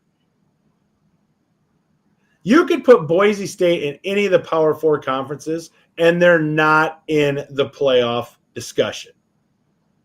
But yet somehow they're sitting at 4. How do you not believe that you're going to have this type of animosity toward this playoff system when you have Boise State sitting at 4? I mean, if I ask Brett, on that list of teams, who would you confidently put $1 million on that you believe Boise State is going to beat those teams up there? Boise State's not going. They couldn't beat anybody in those brackets or the first 2 teams out, Ole Miss or Miami. Couldn't beat them. Ain't gonna beat them. Yeah, so that's where the animosity comes from a lot of the Big 12 people. I don't know how they're in it, and how did they have not beat anybody. They have not beat anybody. But how do they determine that Boise State's conference, the Mountain West or whatever, how are they sitting at the 4 and the Big 12 goes to 5? What determines that? I don't know. What I read, and apparently I read it wrong, I thought that it was the SEC, the Big 10, the ACC, and the Big 12 were and the winners of those conferences would be the 1, 2, 3, 4. That's what I thought too. That's what I thought all along until about 4 weeks ago. And then the highest ranking, I don't care if it's the MAC, American, Mountain West, whatever, would fill that number 12 hole. But now all of a sudden it's come to, well, Boise State is ranked higher. Well, obviously, if you give Boise State, they played Oregon early on, and they haven't lost a game since. And to Brett's point, because they haven't played a game since. So they just keep climbing the rankings by default, and here they are. You put Boise State in the ACC, they're not in this bracket. You put Boise State in the Big 12, they're not in this bracket, but somehow they're sitting at 4. I mean, they beat the powerhouse Wyoming 17-13 the last game of the year. I don't want to sit here and argue the Notre Dames and the Alabamas. Yeah, okay, whatever. But when you look at some of these teams, and you got to ask yourself, I mean, is that really legitimate? Is that really what we want the college football playoff to look like? Okay. A Mountain West team in the 4th spot? Okay, you brought up Alabama, and now you say you don't want to talk about, you don't mean teams like because Alabama. we've beat it. We've beat the drum on that. So let me ask you a question. You said how many teams have 9-3 records after Alabama? A lot. So who's after Alabama in the AP poll? Miami. Who's better, Alabama or Miami? Oh, I would say Alabama is, but I don't think But listen, I don't think. Miss. No, but listen, I don't think Miami couldn't beat Alabama. Okay, then Ole Miss. Who's better, Alabama or Ole Miss? I'll have to defer that to Brett. Chad, and you could also put in there, instead of using Alabama, use Georgia.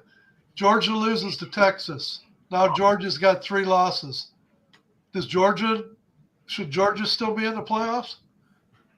And you could take Georgia and run down through the list too and say So this is what my point. My point is this. This is not 1984 college football where the top 25 is full of 1-loss teams. They're all after Bama, they're all 2 and 3 loss teams, except for Army at 10-1. So my point is, if you're so insulted by the 3 losses, well, guess what? That's what's left. The 10-2 teams are Arizona State, Iowa State. They got a chance to get in. Miami, BYU, UNLV. So between Alabama and 22, that's what you got. So they're all 2 and 3 loss teams, and all the 2-loss teams are not as good as Alabama. And that's the point I made. Maybe. Earlier.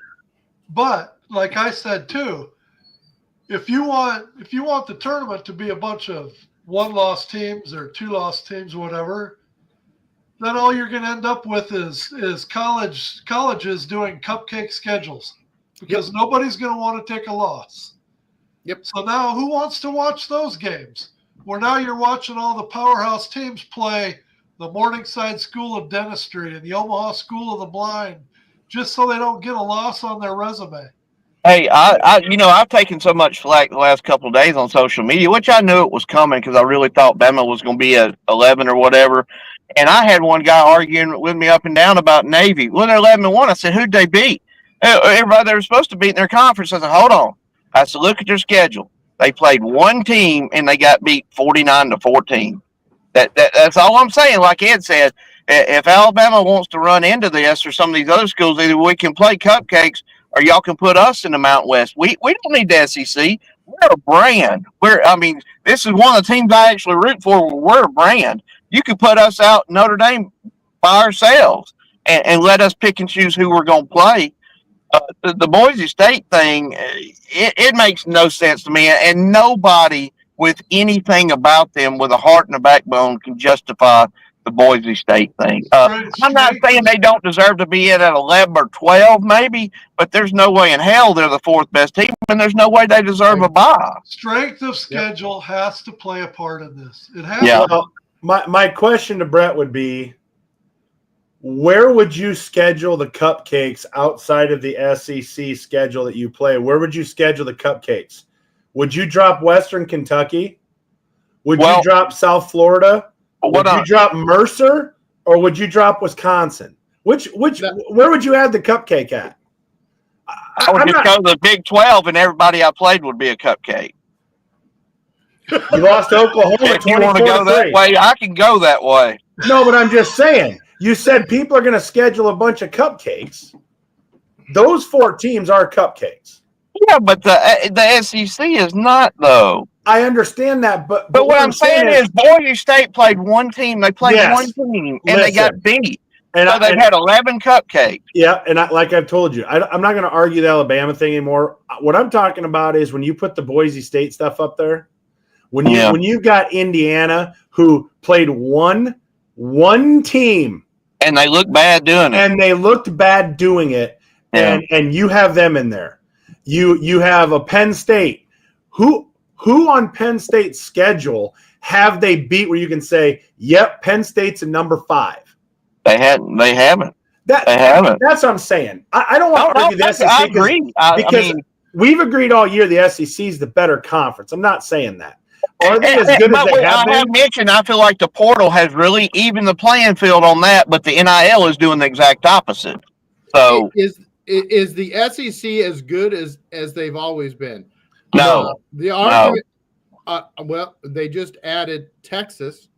Well, yeah. I mean, since and Texas is peaking again, so yeah. But Vanderbilt is winning games. The worst team in the entire league is winning games and upsetting people. So I would argue that the SEC is as good as it's ever been, if not better. The problem is they're all playing each other, beating the crap out of each other. So even one of the better teams is getting 3 losses. Okay, Arkansas. Ed mentioned this yesterday. Everything's so watered down. Chad, Arkansas. Arkansas is ahead of Vanderbilt in the SEC standings, correct? You can pull it up, but I have it up on my phone, right? What I'm saying is Vanderbilt traditionally has been the worst of the SEC. Am I right or wrong? Am I right or wrong? They're bowl eligible. But what but listen, is Arkansas ahead of Vanderbilt in the standings? Yes. I don't know. Yes, they are. They are. Arkansas has a loss to a Big 12 team this year. Do you want to know who it is? Okay. The 0-9 Oklahoma State. Okay. Well, what I'm saying is you can't just automatically assume because you put 2 ACC teams in there or 2 Big 12 teams or whatever that, oh, my God, it's going to be a bloodbath. You can't just assume that. There's no way to fix it, though, Eric. That's what we've talked about. It don't matter. Look, I will say this, though, and I know Chad will disagree, but I think y'all have agreed with me in the past. Division, and Paul Feinbaum's mentioned on the show 100 times, Division 2 and 3 has had 16-team playoff for almost as long as I've been alive. And like Paul says, they seem to have gotten it right. They always seem to get it right. You know, we finally expand, and I like that. Look, I love March Madness. I absolutely love it. I know Chad don't feel that way, but it's fine. We don't all have to feel the same way. I don't know, other than putting it at 16 teams, it's never going to be perfect because number 17, number 18 is going to be pissed. Why you got, almost at 15? Why you got? So I think you're right. I think you're right. A resume comparison that goes to what Chad was saying and whatever. If you're going to take a team out and say they don't belong, who goes in? So in this particular case, the big argument was Alabama and Miami. Who deserves to go? Miami's only got 2 losses. Bama's got 3 losses. But look at the difference in the resume. It's not even close. So how can, so if everybody wants to keep Alabama out and say, oh, Miami only had 2 losses, they should be in. Look at the resume. It's not, you can't even argue that. Correct. But what Brett is right about is this. If you're not going to take the 2 teams in the 4 conferences that are in the championship game and put them in the championship, then you should go to 16 and make sure those 8 teams are there. But the problem is they would make you do the Mountain West too, so that would mean we'd get Boise State and UNLV. No, you wouldn't have the Mountain West and the MAC. I don't know why they have this deal, or if they've got a deal, or why the Boise State's in it. I don't. It's not with just solely the Mountain West. It's whoever is ranked higher out of all those other conferences. Eric, you bring up interesting points. So you talk this way about Boise State. When you talk about basketball, you talk about what about the magic of Davidson and St. Joe's and all this other stuff. You like it over here, but you don't like it over here.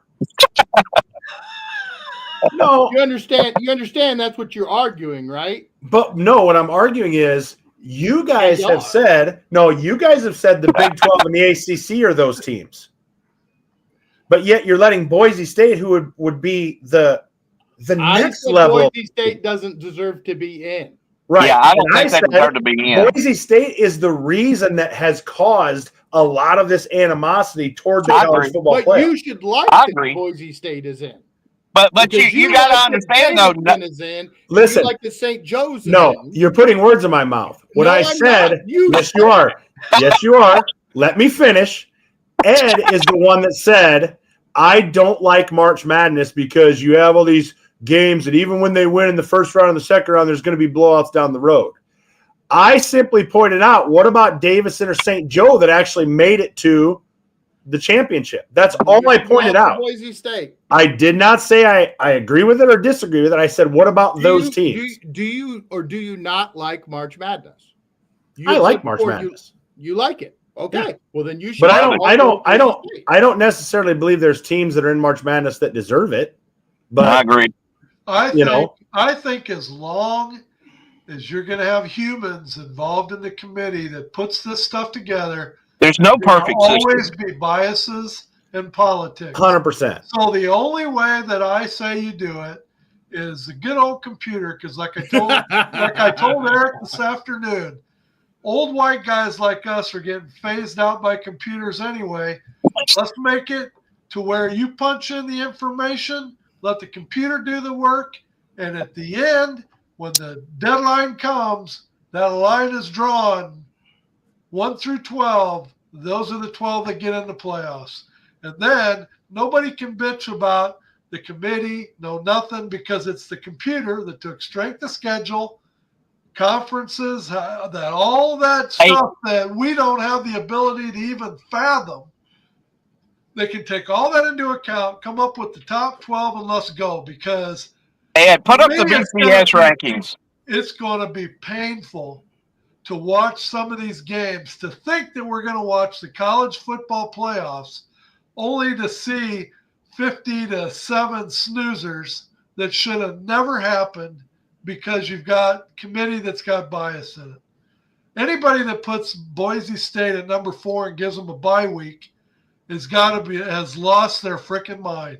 Let's all be honest. The reason Boise State is in is because they beat Oklahoma a long time ago. Is because college football elite need to say to the little guy, we haven't forgotten you. We're still here. We hear you. We understand you. And we're going to include you. We're your friend. We are your friend. And behind the scenes, they're hoping that Boise State gets the snot kicked out of them Friday night, so then they don't have to worry about it, and they're done. But that's what it's about, so that the little guy feels like he's get a chance, just like Davidson when they got a chance. That's what this is all about. So when they interviewed the guy on the committee last night after they did the big reveal, they commented on the fact that everybody's positioned where they're at. Nothing's really going to change other than spotting the champions of the conferences in there. And, depending on any upsets, there may be some at the bottom that fall off or whatever. But the scenario that I played out is still an option. You got Alabama with 3 losses and sitting there as the last team. But you've also got Georgia that's going to be playing Texas. And if Texas beats them, now you got Georgia with 3 losses. The whole argument of should a team that's in a conference championship be penalized for a loss? You're going to have 2 SEC teams sitting there with 3 losses. What's going to happen? Well, they're not going to bump them out because traditionally SEC teams, if they lose a game, and Georgia, Texas, Alabama now, Texas now, Alabama now, when they lose a game, they drop 3 or 4 spots. They stay within shooting distance.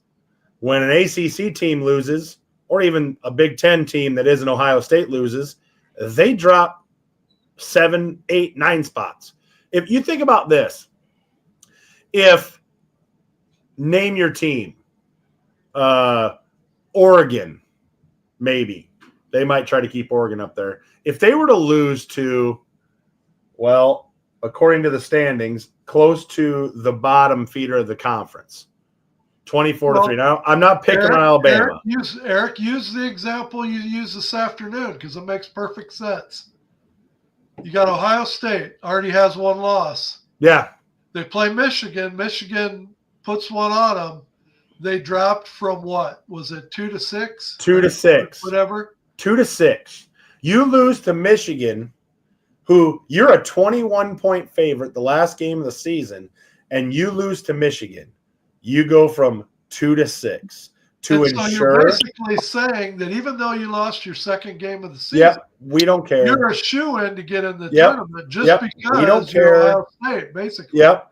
Yeah, and here's the deal. If you can eliminate those biases, if you actually, like, Ohio State loses to Michigan, who they were 21-point favorites to, and they drop to 10, you'd be like, that makes more sense because I've seen it happen to other schools that aren't Ohio State or whatever.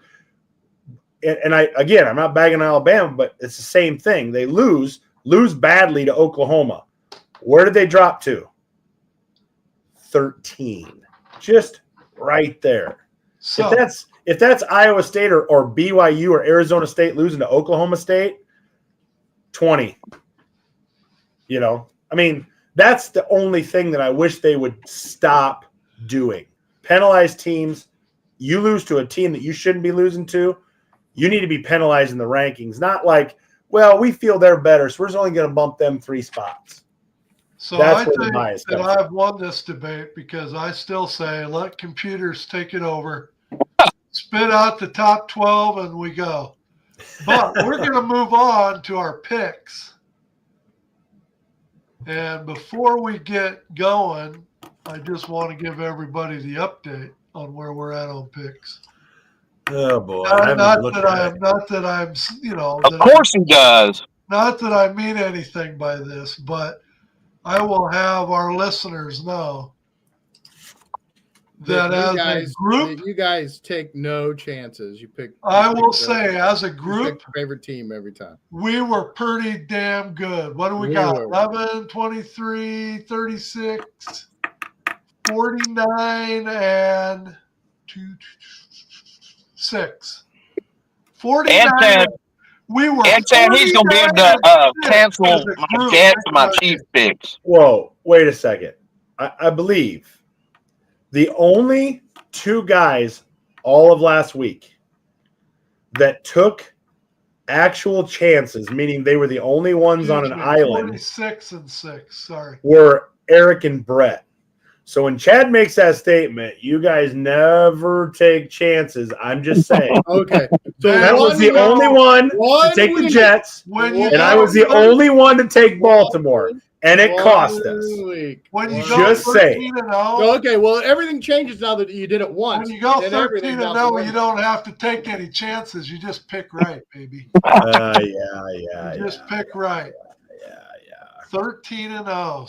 Will that trend continue? Let's find out. Eric, you got him up? Yep. Give me just first game out of the chute. It's interesting, isn't UNLV after 4 games? Didn't they have the quarterback who didn't get paid, and so he left the transfer? Yeah, and I think he thought in his mind they're gonna stink without me, and here they are. I mean, they're 10-2, chip in a chair. Yep. First game out of the chute, we got number 19 UNLV. Weren't they the one that lost their quarterback mid-season? Are you being serious, Ed? Yeah. I just brought that up 1 second before you. Oh, okay. All right. Well, that just shows you how entrenched I am on, you don't just sit here and work that shows that you are well over 60. All this doesn't just happen. That's all I'm going to say.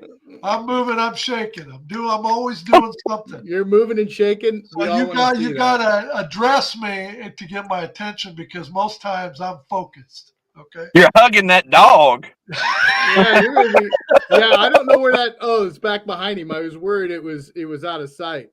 Okay, number 19 UNLV, who is 10-2, is playing your vaunted. Hey, isn't UNLV that team that lost their quarterback after 4 games? Oh, isn't that at the beginning of the season? Okay, sorry. Give me Boise State. Boise State's 11-1. You still want to go with that pick? Yep. You're going with Boise? Yep.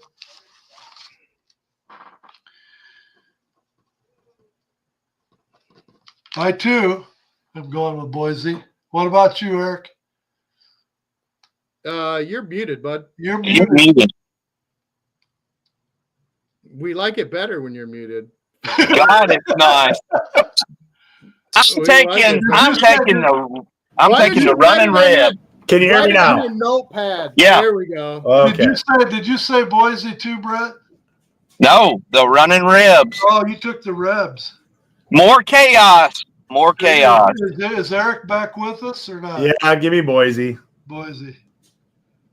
So he sat here and he slammed Boise for like the last 5 Yeah, but weeks. we were comparing Boise to, teams, Iowa not State. UNLV.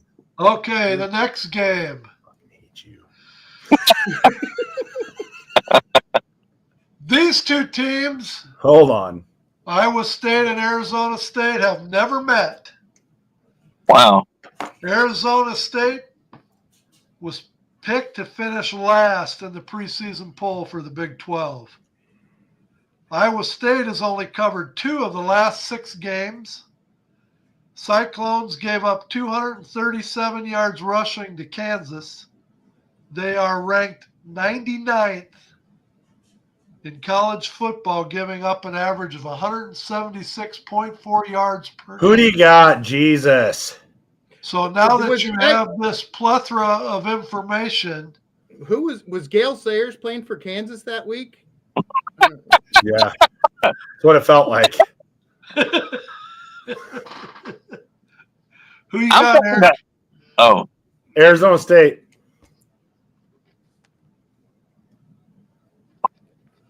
Brett, Sun Devils. Chad, Yeah, give me them Sun Devils. clean sweep. Okay, next game. Oh, wait a minute. I forgot. I am not keeping you guys up to speed. These guys could be changing your mind. Oh, Marty, Arizona State. Mike, Arizona State. Debbie's taking Iowa State. Henry's taking Iowa State. Ooh. Jared's going Sun Devils. John, They're pulling for you, Eric's Eric. best buddy, is going Arizona State. Of course he is. Who, Marty? It looks like John. we got a clean Did sweep everybody for see what Boise. John said there? Put John's statement up there on the screen. Oh, this will be good. No. Up above it. What is it? Oh! Hey, I think that was a clean sweep too, John. I would love to know what I ever did to John Oh, to God. deserve the constant beating.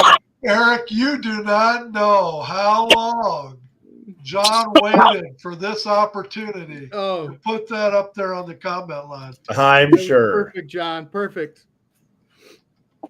Chef's kiss. Okay, the SEC champion at Mercedes-Benz Stadium, Georgia, Feel won like the we need first theme meeting music in the against background. Texas 30-15. Georgia led at halftime 23-0 before Texas made a second half push but fell short. More chaos. Texas has the number 7 scoring offense, 43.2 points per game. Georgia's defense has only allowed 10 touchdowns for the season. What's going to give in this game? Very tough when teams are evenly matched to beat the same team twice in 1 year. And Texas has definitely got something to prove. And it will cause more chaos because Georgia will have 3 losses at the end of the game. Give me Texas. Ooh. I am taking Texas as well. Chad? Give me them Longhorns. Here's your chance, Eric.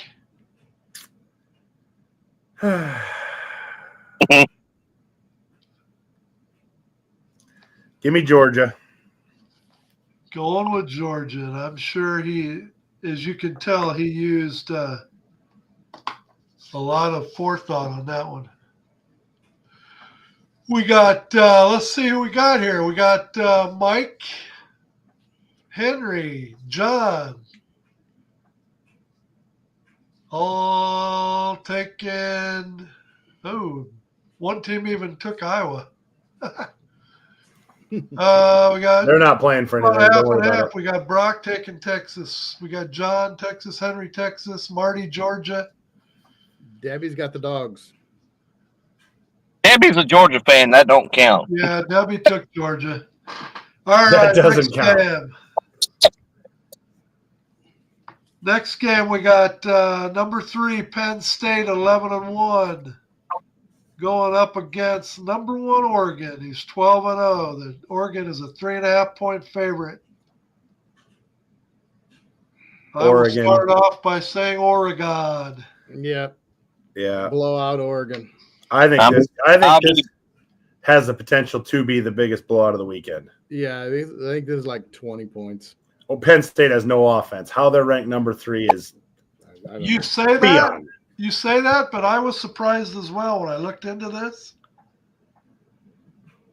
They beat up on they do a good job of running up the score on poorer teams. I'll give them that. They say that Penn State's offense is much maligned, which is an understatement, but they averaged a Big Ten best 6.8 yards per play on offense. Dude. And Oregon's offense averaged 6.61 yards per play. So Penn State beat them there. On defense, Penn State's defense gives on average of 4.49 yards per play.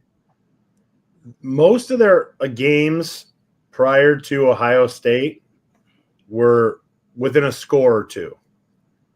There's a reason why their offensive stats have increased. They played Washington, who's substantially down, 35-6. Purdue, who just got whitewashed by Indiana, they beat Purdue 49-10. Minnesota, 26-25, so that was a close one. And then that powerhouse Maryland, 44-7. So, I mean, you know. I'm taking the Ducks. I just don't think Penn State's got enough offense. Boomer says Penn. You know who Boomer is, Brett? Yep, he's a Stallions fan. He's my buddy from Birmingham or from Bama. Boomer. Brock also says he's given Penn State 2 pick sixes. Now that would It's that would do it. going to take that. But we got John, Henry, Mike, Jared, Debbie, Marty. All of them are taking Oregon. So good luck, Penn State. Our final game, we're picking for college. We got number 18 Clemson at 9-3. Who could be another 9-loss team in the tourney with a win? At number 8 playing at number 8 SMU, who's 11-1. SMU is a 3.5-point favorite. Who you taking? John, I got SMU. Clemson. Taking SMU, I just don't think Clemson's good enough. I mean, they just I am also taking SMU. Yeah. Pony Give me Express. Give me the ponies.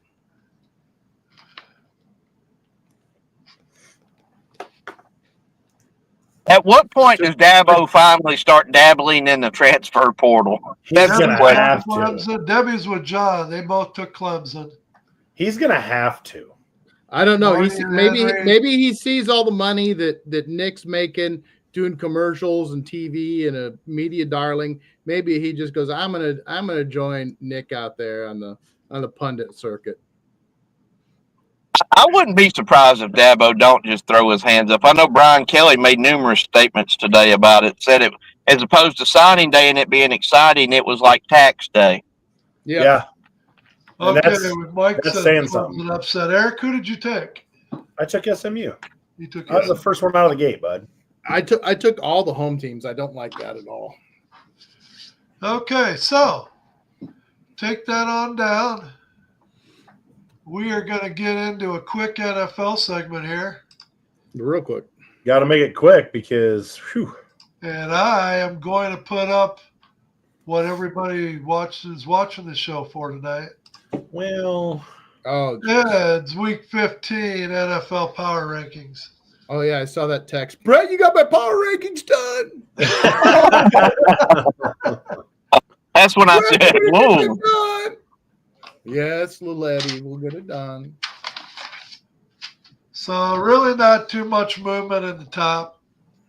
In fact, there's no movement in the top 5. Green Bay went up a spot with Baltimore.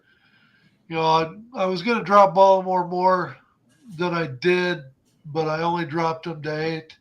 But at some point in time, you know, it's all about wins and losses, and everybody wants to keep touting how great Baltimore is. But an 8-5 clip, I don't necessarily consider that a powerhouse. do you have a Baltimore bias, Ed?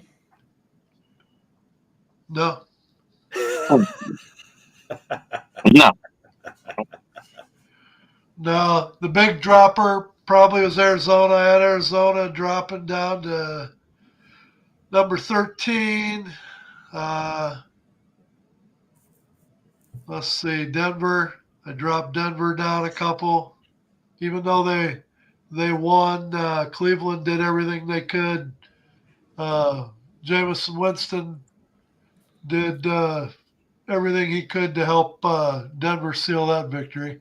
Right. Jameis kick 6 Wilson. I mean, he threw for almost 500. He threw for almost 500 yards, but you know, he gave up gives a his couple team a pick chance. sixes too. Now, one of those teams that I like, but I just continue to keep down, probably too low. You know, you got Tampa Bay at 14. They're 6-6. Do they deserve to be higher? Maybe, yeah. They've beaten Detroit. They also beat was it Philadelphia? Yeah.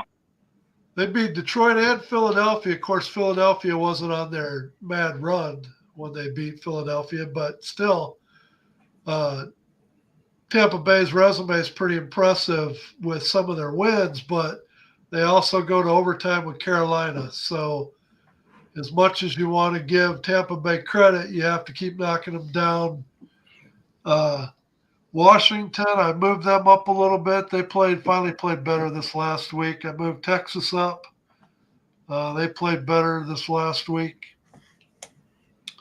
But again, once you reach the last row, you know, some of those teams maybe will make the playoffs, but I don't think they make any real noise in the playoffs. But Let's go. knock some quick holes in it before we move on. I still like the path for the Cardinals to get to 9 wins. I still like it. Might be. It just depends on what Cardinals team shows up. I'm Yeah. really looking forward to tomorrow night's game.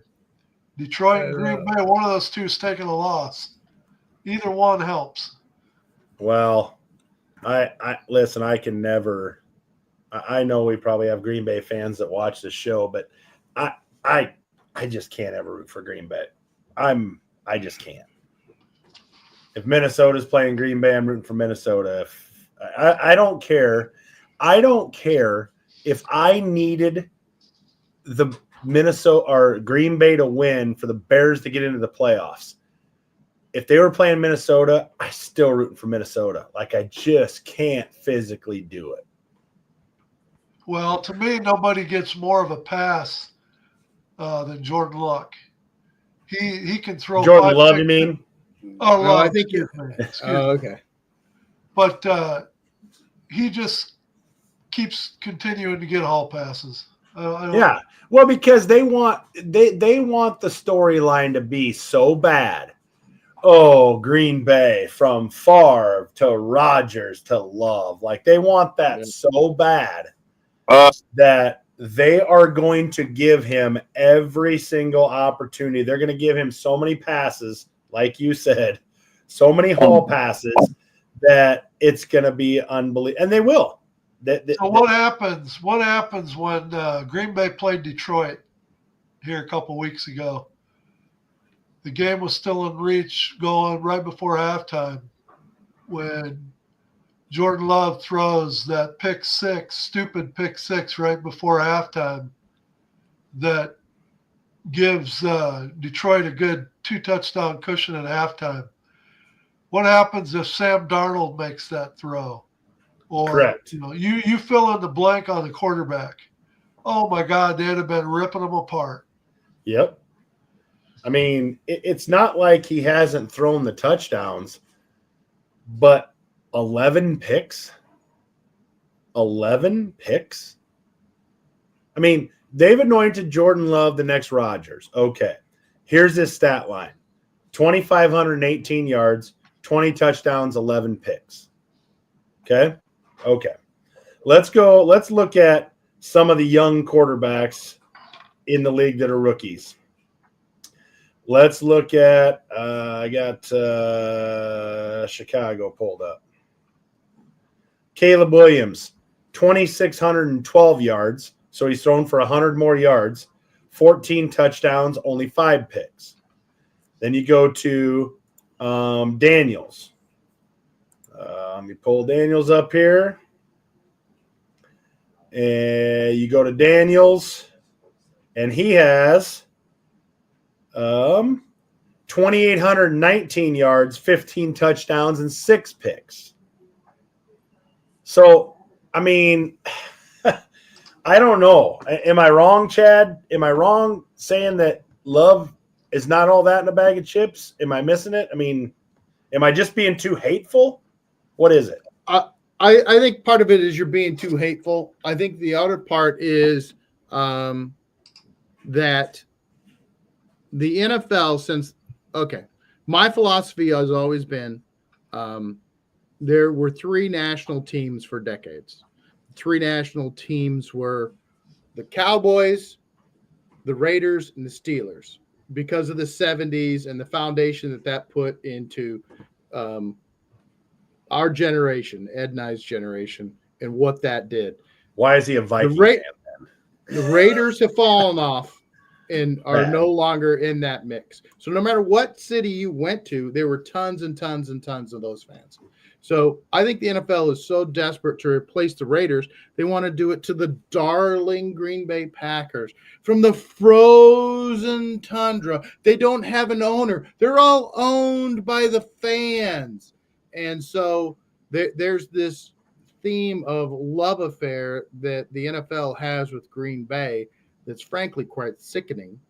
And what doesn't make any sense is if they were to do that, you'd think they would do that with the cornerstone franchise that the entire NFL was built on, and that's these guys right behind me. Yeah. Yeah. Well, I kind of like the being owned by the fans because I think we could do a hell of a lot better job than what the Bears ownership have done the last 30 years. Yeah, but that's just my opinion. Here's a good point. Hey, listen to this. Listen to this real quick. It's rumored Jeff Bezos, in his $250 billion, really wants to own a franchise. Let's do it. Well, the mechanics they won't sell it. And also, if he gives them $6 or $7 billion, you don't think they'll take it? Here's the thing you got to remember, guys. Virginia, I love Virginia. She's 100 years old. Those kids have no money except for the money from the franchise. If she dies and leaves it to the kids, they have to come up with an inheritance tax, and there's no way they can come up with the tens of millions of dollars it's going to take to pay off that tax. They're going to have to sell. Well, let's send an email to Bezos and see what we get back. That brings me right into this topic that we're going to cover. I was listening to Colin Cowherd this morning, and he made a point that the Chicago right now needs to offer up multiple number ones to trade for Kyle Shanahan because they've got all the pieces they need. They got a nice young team. They just need coach. And you bring him in with Caleb Williams, and they have the firepower they need to make a run at a championship. You know why? We do need a coach. So we do need a coach, but there's also a very good chance that San Francisco just cuts ties with him if they don't make the playoffs or they make wild card and they're kicked out, the 49ers just might go, hey, we both spent our time together and let him go, and then you could hire him that way. But I don't want to go give him a bunch of first round picks. I'd rather go out and get Gruden. I'd rather go get Belichick. There's many other coaches I would rather have that can take us to the Super Bowl and not going to cost us any first round picks. I can agree. So I'm drawing from this that Brock kind of echoes your guys' sentiment when he says, hell no. Well, now the counter to that is Sean Payton. Look what he has done with Denver in that dung pile heap they've got going on there. So that's the counter to what my point just was. But I don't want to do it. You're right. I don't want to give up a bunch of picks and things for him. No. But there's and I wouldn't mind Gruden. I am totally out on Belichick. That would be nothing but a name signing. I mean, if you ask yourself, what did Belichick do without Tom Brady? Nothing. And so we've gone the route of the defensive coaches. You don't let him pick the players.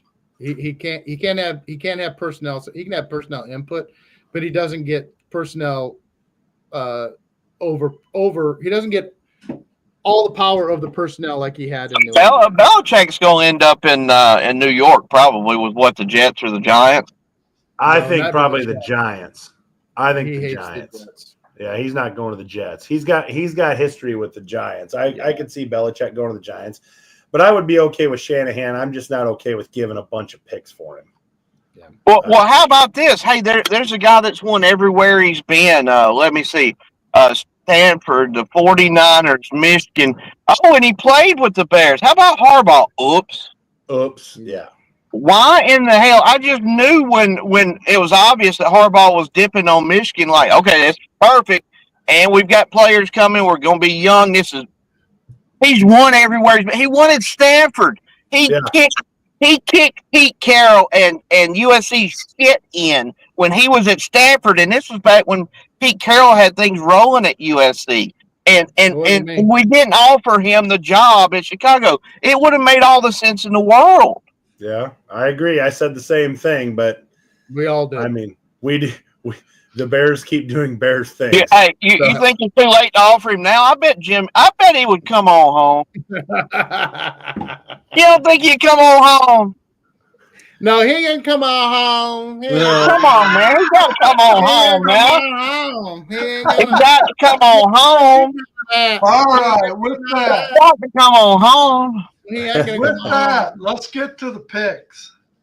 We ruin everything. Everything. We do. Everything we touch, we ruin.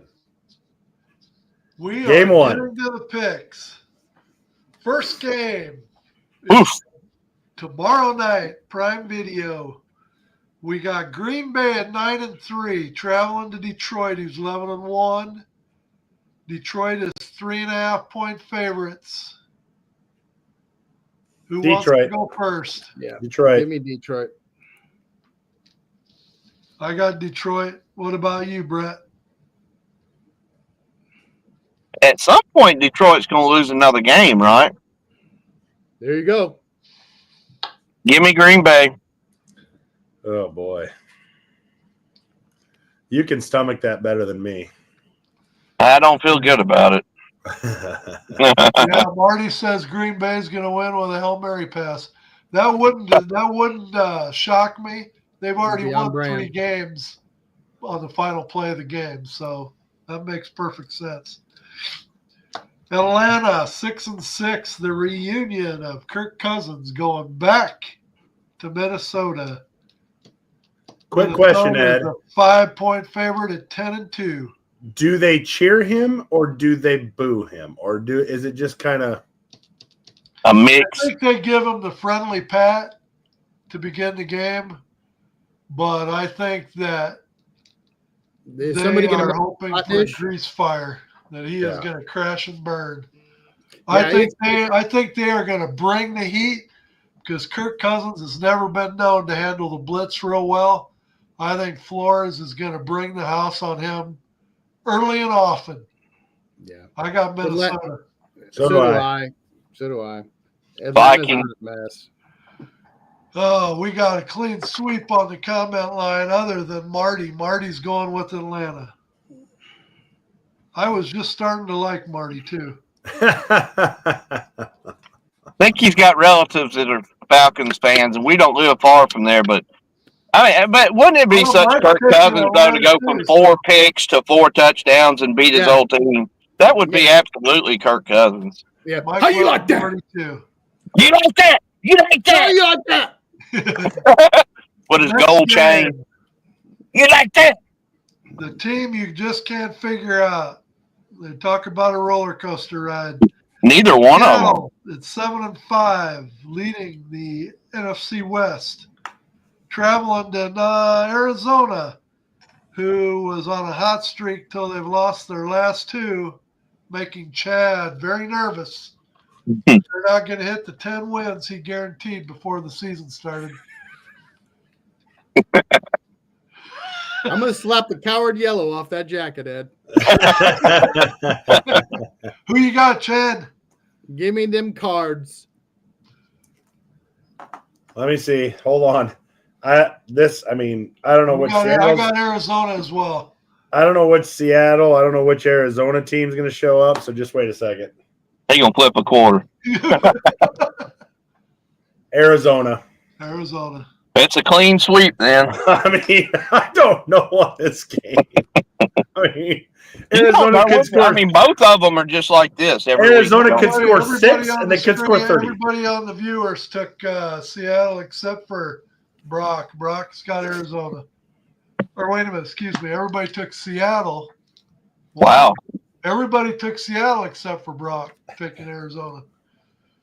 Wow, we are. Mike keeps yelling at us in the comment section there. With that all cap stuff. Yeah, Seattle with a passion. Next game, we got Buffalo 4.5-point favorites at 10-2, traveling to the LA Rams, who they are just begging. The NFL is just begging that the LA Rams are relevant because they will not give up on the LA Rams. Buffalo's 4.5-point favorites on the road. I am going Buffalo. This is a ripe situation for an upset. Yep. Traveling all the way over. But give me Buffalo. Brett? I got that feeling Buffalo's going to the Super Bowl. You guys remember that back in the day? Oh, yeah. And that year that they sung that song, they did not go to the Super Bowl. So, So, Eric, did you take Buffalo? Buffalo. Yeah. Sweet. Did anybody take LA in the comment section? Buffalo. No, we got all Buffalo, man. Mike, it's hump day. I don't know what that means. That's that Camel commercial. No. When you go around, Mike. Okay.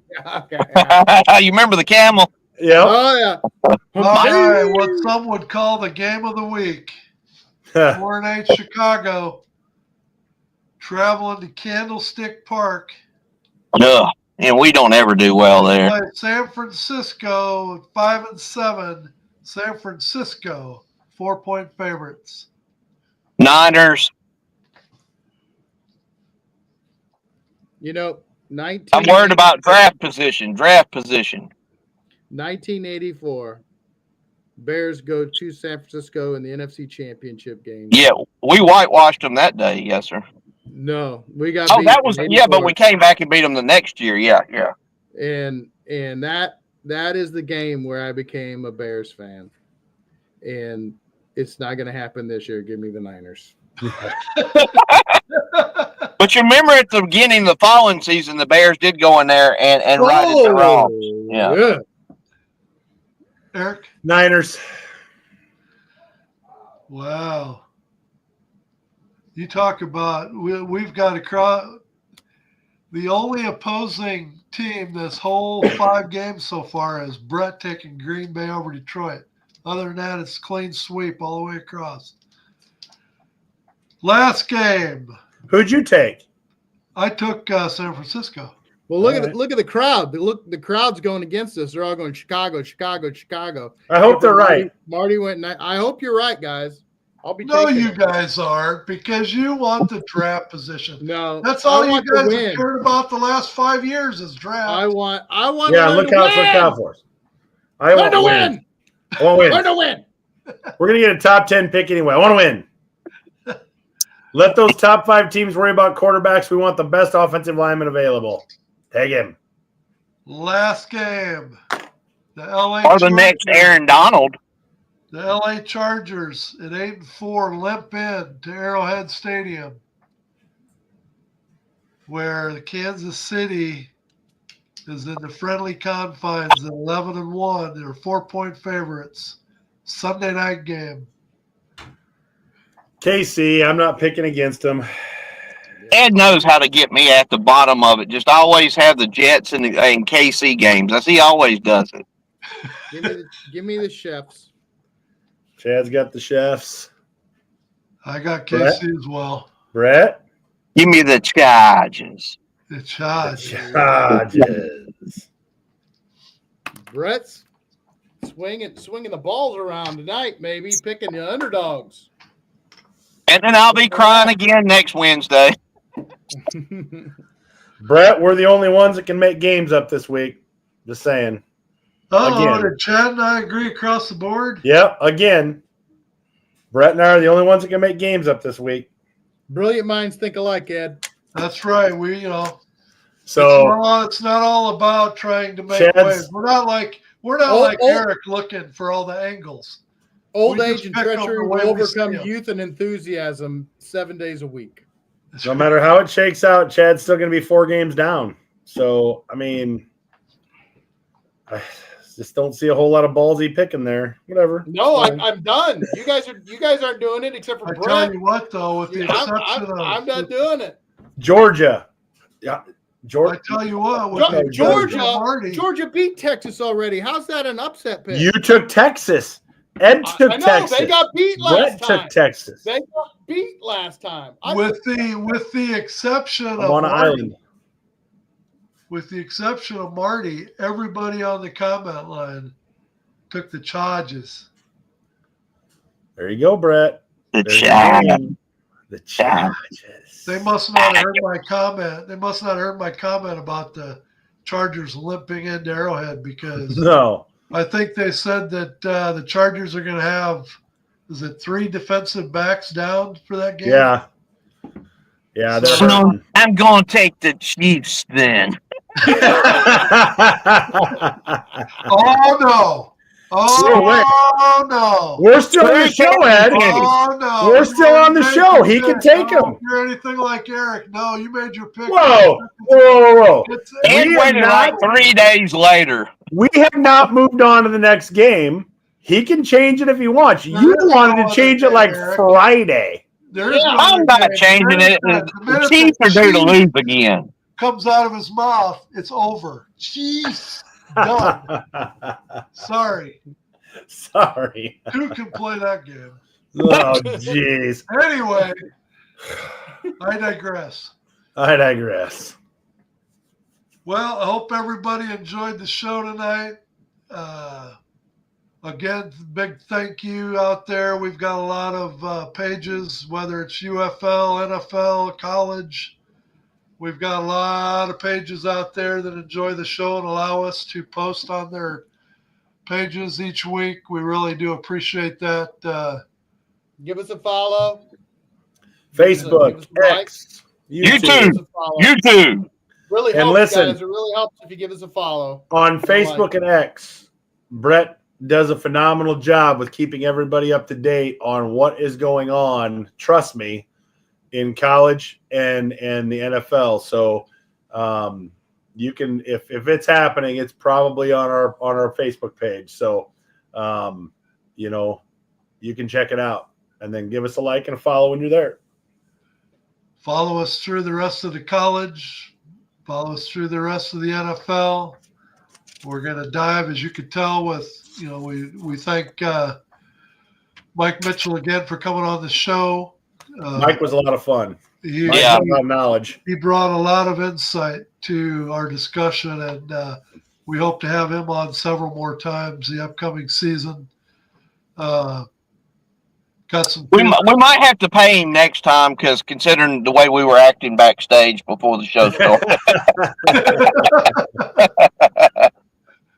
But anyway, so everybody have a good rest of your week. We will see you again next Wednesday. Good night, everybody. Thanks for watching. And that's the bottom line.